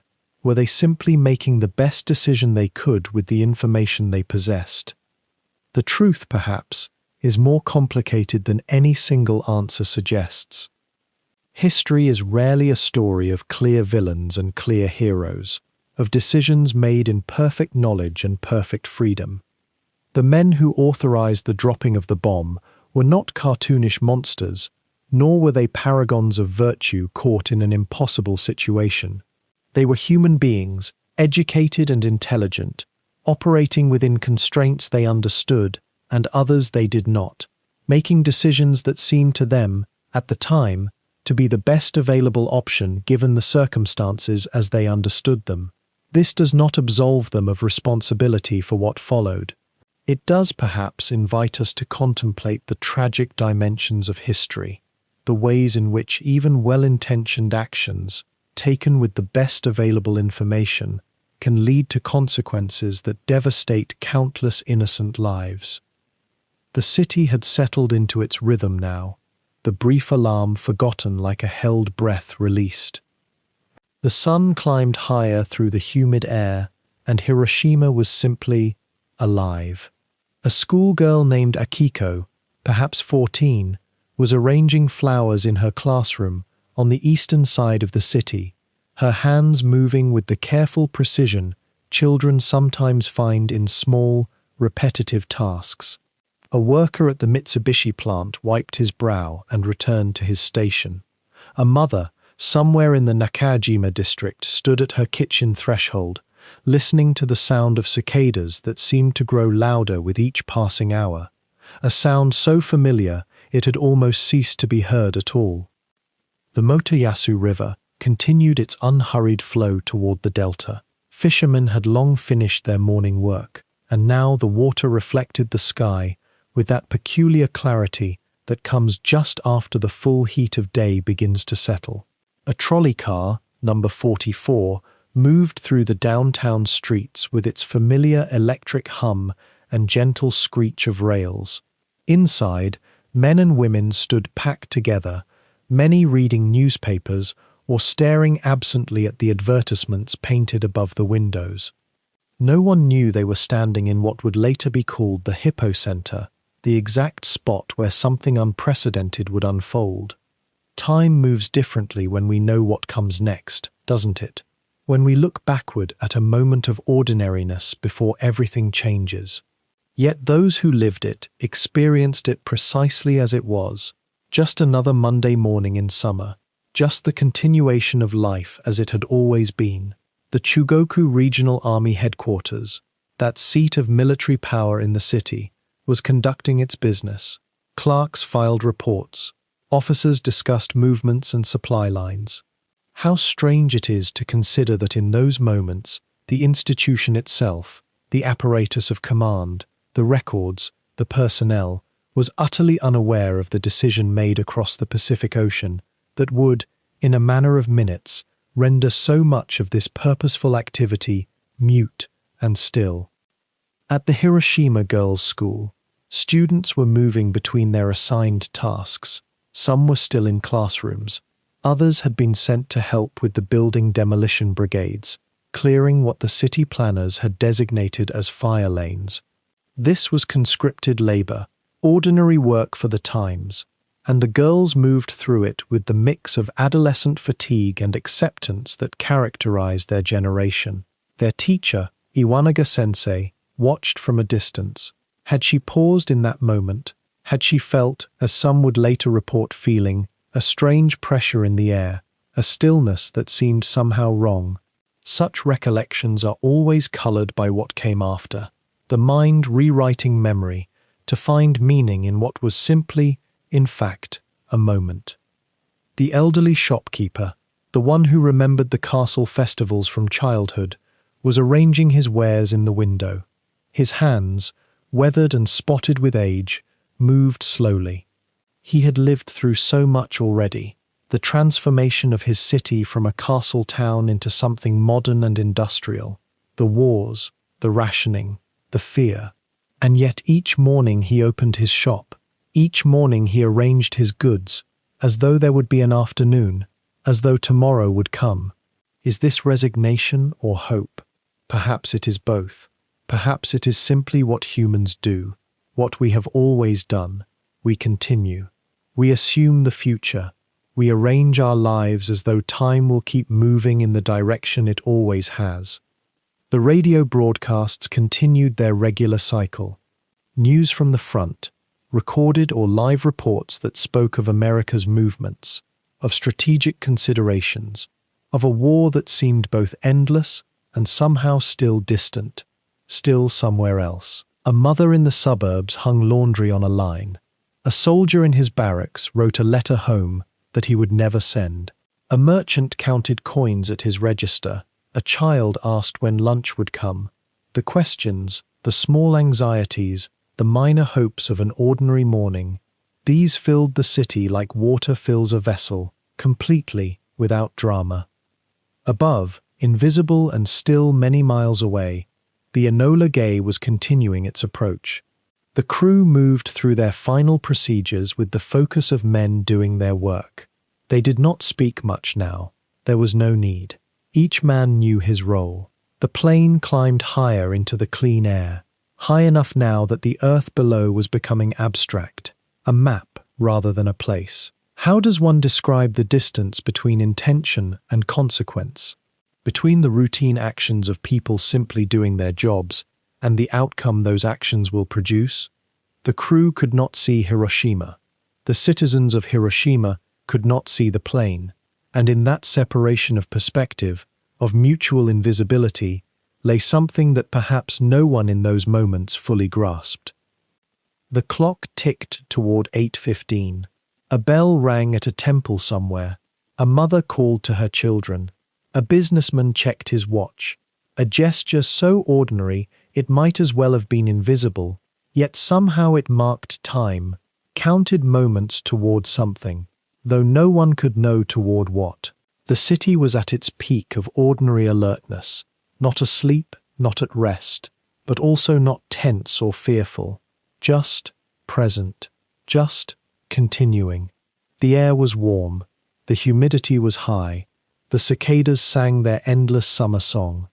And Hiroshima, in all its aspects, its schools and temples, its shopkeepers and soldiers, its mothers and children, its workers and elderly citizens, its rivers and streetcars and gardens, existed in that strange, fleeting space where the past has already happened and the future has not yet arrived, where we all, always, truly live. The moment was almost here now. Not yet, but almost. The city breathed. The sun climbed. Time kept its course. In the decades that followed, historians and survivors alike would undertake the slow, patient work of reconstructing this morning. Not the explosion itself, which came in an instant beyond comprehension, but these quiet hours that preceded it. The act of remembering became, in its own way, a form of bearing witness to what was lived and what was lost.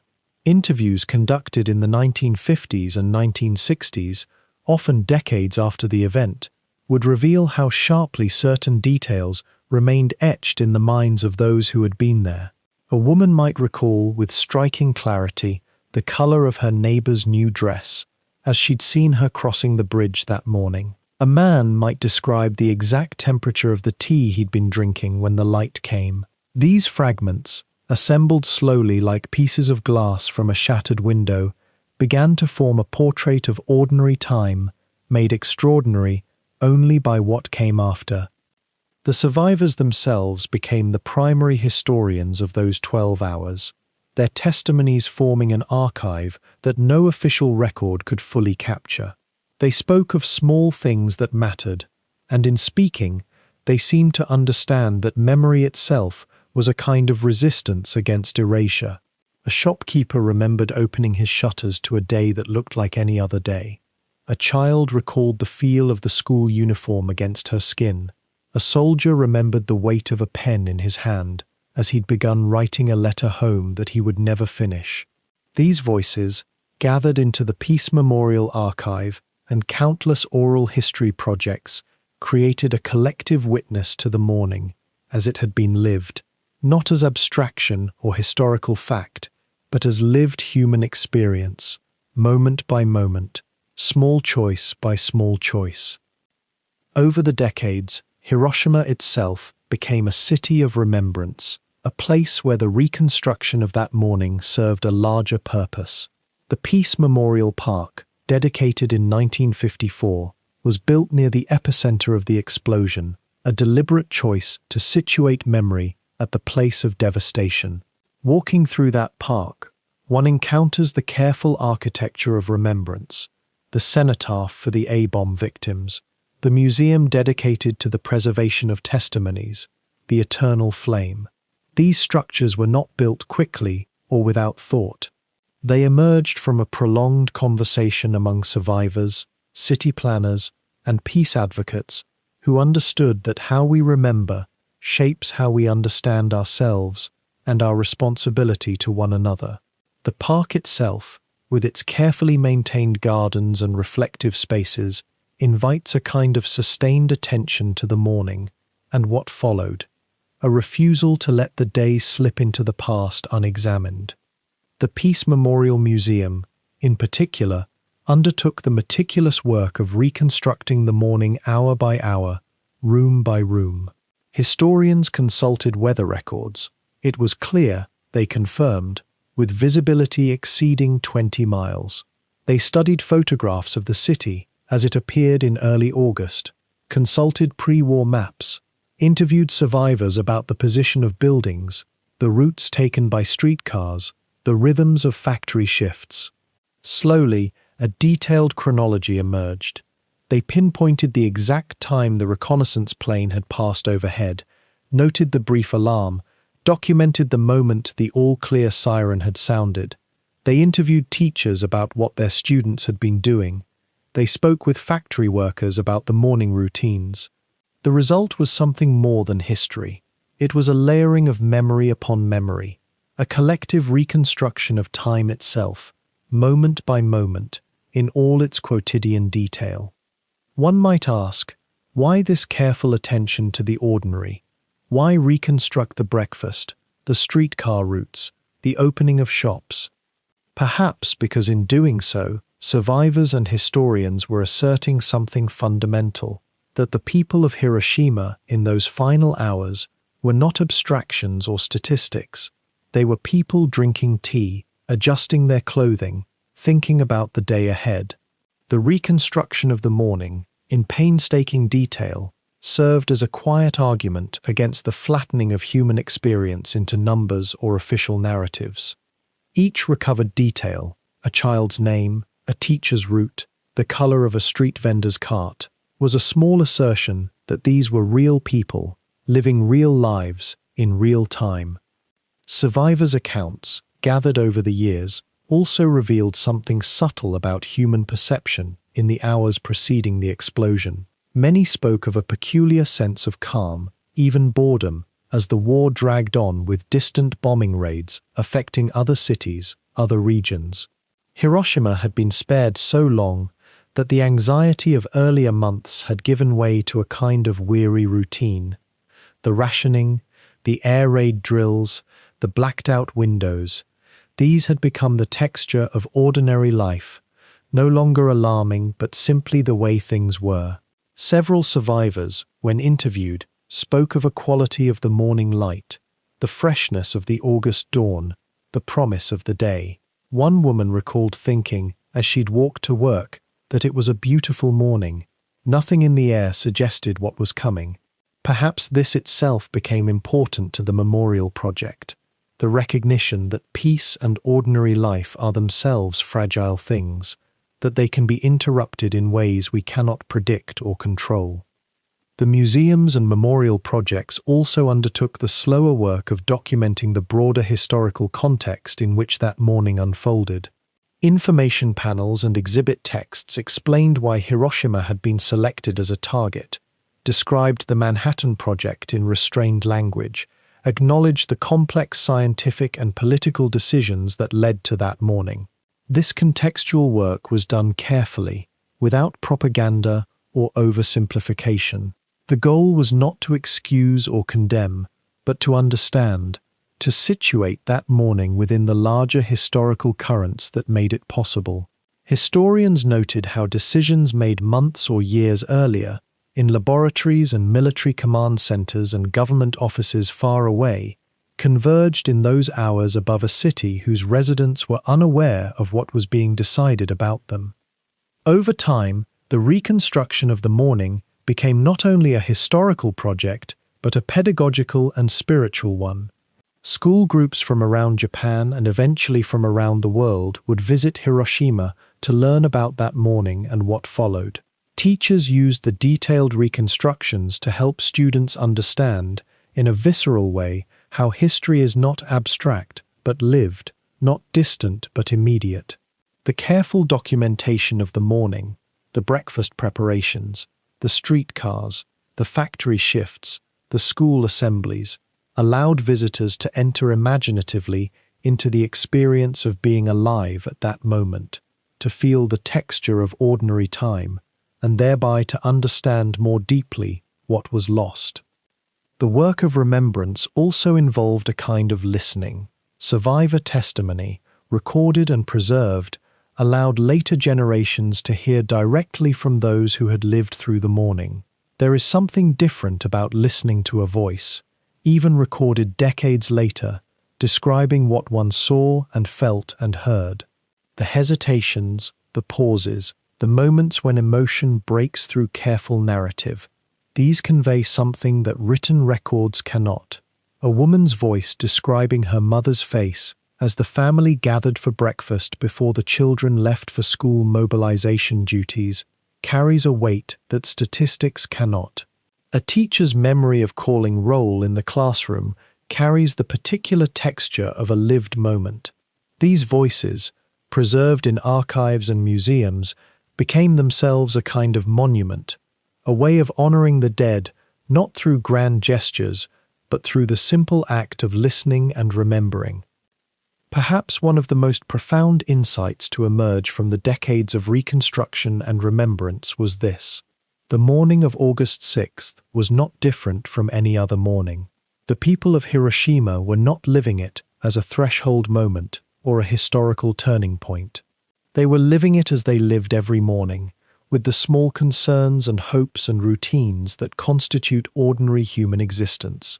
The careful reconstruction of that ordinariness, the very ordinariness that made the explosion so catastrophic in its human consequences, became a way of asserting something about peace itself. Peace is not dramatic, it is quiet.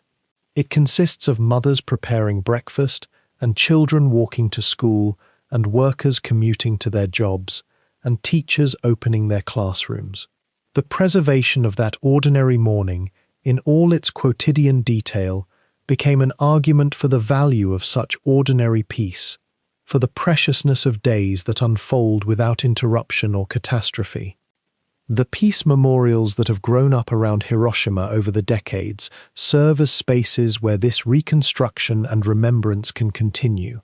They are not designed to be cheerful or uplifting in any conventional sense. Rather, they invite a kind of sustained, unhurried attention, the same kind of attention that the early reconstructive work of survivors and historians demanded. Walking through the Peace Memorial Park, one moves through carefully calibrated spaces, designed to slow the visitor down, to encourage reflection. The museum galleries present the recovered details of that morning alongside artifacts and photographs: a child's shoe, a melted piece of pottery, a piece of cloth stained with radiation. These objects, modest and heartbreaking in their ordinariness, anchor the abstract fact of the explosion in human experience. They say, this was real, this mattered, this should not be forgotten. And yet the work of remembrance is ongoing, always incomplete. Each year, new survivor testimonies are recorded. New research uncovers previously unknown details about the morning. New scholars bring new perspectives to the question of how that day unfolded and what it means. The reconstruction is never finished because memory itself is never finished. It is a living process, continuing to unfold, continuing to demand attention. The morning of August 6th remains, in this sense, still present. It has not receded into the past as a completed historical event, but continues to speak to each new generation about the fragility of peace, the preciousness of ordinary life, and the responsibility of remembrance. This ongoing work of reconstruction and memorial serves a quiet purpose. It is not primarily about assigning blame or understanding causation, though these questions matter. Rather, it is about asserting that those lives mattered, that those ordinary hours mattered, that the people who lived through that morning deserve to be known and remembered as fully human beings, not as victims or statistics, but as people whose lives, in all their specificity and detail, were worthy of preservation and respect. The memorials and museums of Hiroshima stand as permanent reminders that history is made of moments like these, ordinary moments that we often fail to notice or appreciate precisely because they are ordinary, yet which contain, in their ordinariness, all the preciousness that human life possesses. And in all those hours before that singular instant, what we encounter is not the machinery of fate, but the simple texture of ordinary time, a mother's hand on a child's shoulder, the weight of a streetcar's rocking motion, the particular smell of a bakery's first bread, still warm from an oven lit, while darkness still held the city. These moments, so unremarkable in the living of them, become in retrospect almost unbearably precious, not because of what followed, but because they were real, because they were alive, with the small hopes and small worries that make up a human day. When we look back at these 12 hours now, across the span of nearly 80 years, what strikes many historians and survivors alike is not the inevitability of what came, but rather how contingent it all was. How many small decisions, hesitations, mechanical failures, or shifts in wind might have altered the course of that morning? The pilot of that lone reconnaissance aircraft at 7 o'clock, drifting over the city, had he reported differently? Had communications failed at some crucial moment? Had weather shifted? We know, of course, that he did not, and that the sequence of events unfolded as it did. But the contemplation of those near paths, those almost moments, reminds us of something essential, that daily life is fragile, not in the sense of being easily broken, but in the sense of being contingent, dependent on countless quiet continuities that we usually take entirely for granted. The people of Hiroshima that morning, the teacher walking through the streets, the factory worker clocking in, the child eating rice and pickled plum for breakfast, none of them knew, of course, that these were their final minutes in a world that would continue much as it had. And yet their ordinariness, their lack of knowledge, their simple commitment to the routines of living, becomes almost a kind of grace when we examine it with care. They were not waiting for the end of the world. They were living in the world as they had always known it. And in that living, in that unreflective participation in the continuity of human existence, there was something genuinely sustaining. In the decades that followed, survivors and the children of survivors, and historians who devoted their lives to understanding these hours, came to speak of them in a particular way, not as a prelude, not as a countdown, but as a piece of human history worth preserving in all its specificity.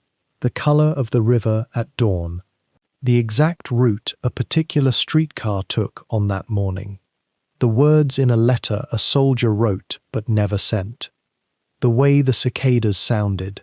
These details, so small individually, accumulate into something like a portrait of what it means to be human in time, to be present in a moment without knowing what that moment contains. There is a quality to these reconstructed mornings, pieced together from testimony and memory and careful historical work, that speaks to something we all understand, even if we rarely articulate it. Every morning we live is both ordinary and utterly singular. Every breakfast, every commute, every moment of work or study or simple presence with other people carries within it the fact of its own existence, its own reality that cannot be repeated or reversed. We do not live our lives knowing which moments will matter, which conversations will echo across decades, which ordinary Tuesday might contain something we will remember for the rest of our days. And perhaps that is the quiet teaching that emerges from these 12 hours in Hiroshima, when we attend to them with care and respect. Not a lesson in doom or inevitability, but something gentler and more sustaining. It is an invitation to notice, perhaps in the smallest way as we move through our own days, the reality of what is present, the warmth of sunlight on a familiar street, the voice of someone we know speaking an ordinary sentence, the smell of food being prepared, the sight of a river reflecting the sky. The peace memorials that stand in Hiroshima now, the Genbaku Dome with its skeletal frame still rising against the sky, the cenotaph with its list of names that continues to grow, the museums where schoolchildren learn and weep, these exist not to freeze time in tragedy, but to honor what was lived. To say these people existed, they mattered, their days were real, and in doing so, these memorials point us gently toward a kind of gratitude, not a naive optimism, but a genuine recognition of the preciousness of life continuing, of peace holding, of another day arriving as morning arrives, with possibilities still open. We live now in a world that has known what that weapon can do, and that knowledge, carried by those who lived through it, and by all of us who come after, is itself a kind of responsibility and a kind of grace. It means that when we wake to an ordinary morning, when we see the sky clear above us, when we hear bird song or traffic or the voices of people beginning their day, we are able to recognize these small things as what they are, not guaranteed, not inevitable, but genuinely, preciously real. The historian searching through records of those 12 hours finds not abstraction or symbol, but lives, specific, particular lives, with their hopes and fears and the texture of their sensory experience intact. A woman thinking about whether there would be enough rice for dinner. A boy nervous about his school duties. An old man watching the river flow as it had flowed for centuries. And in that specificity, in that refusal to reduce these people to a historical moment, we find a different kind of memorial. The memorial of genuine attention, of taking time to know and remember. As the daylight softens and the hours of our own evening settle around us, perhaps there is something restorative in having traced these 12 hours with care, without rushing, without sensationalizing, in having sat with the reality of ordinary people in ordinary time and allowed their presence to teach us something about what matters. That presence continues, in memory and in the ongoing work of those committed to understanding, to teaching, to ensuring that such devastation need not be repeated. The peace that holds now is not passive or unconscious, but rather something maintained by collective commitment, by the choice to learn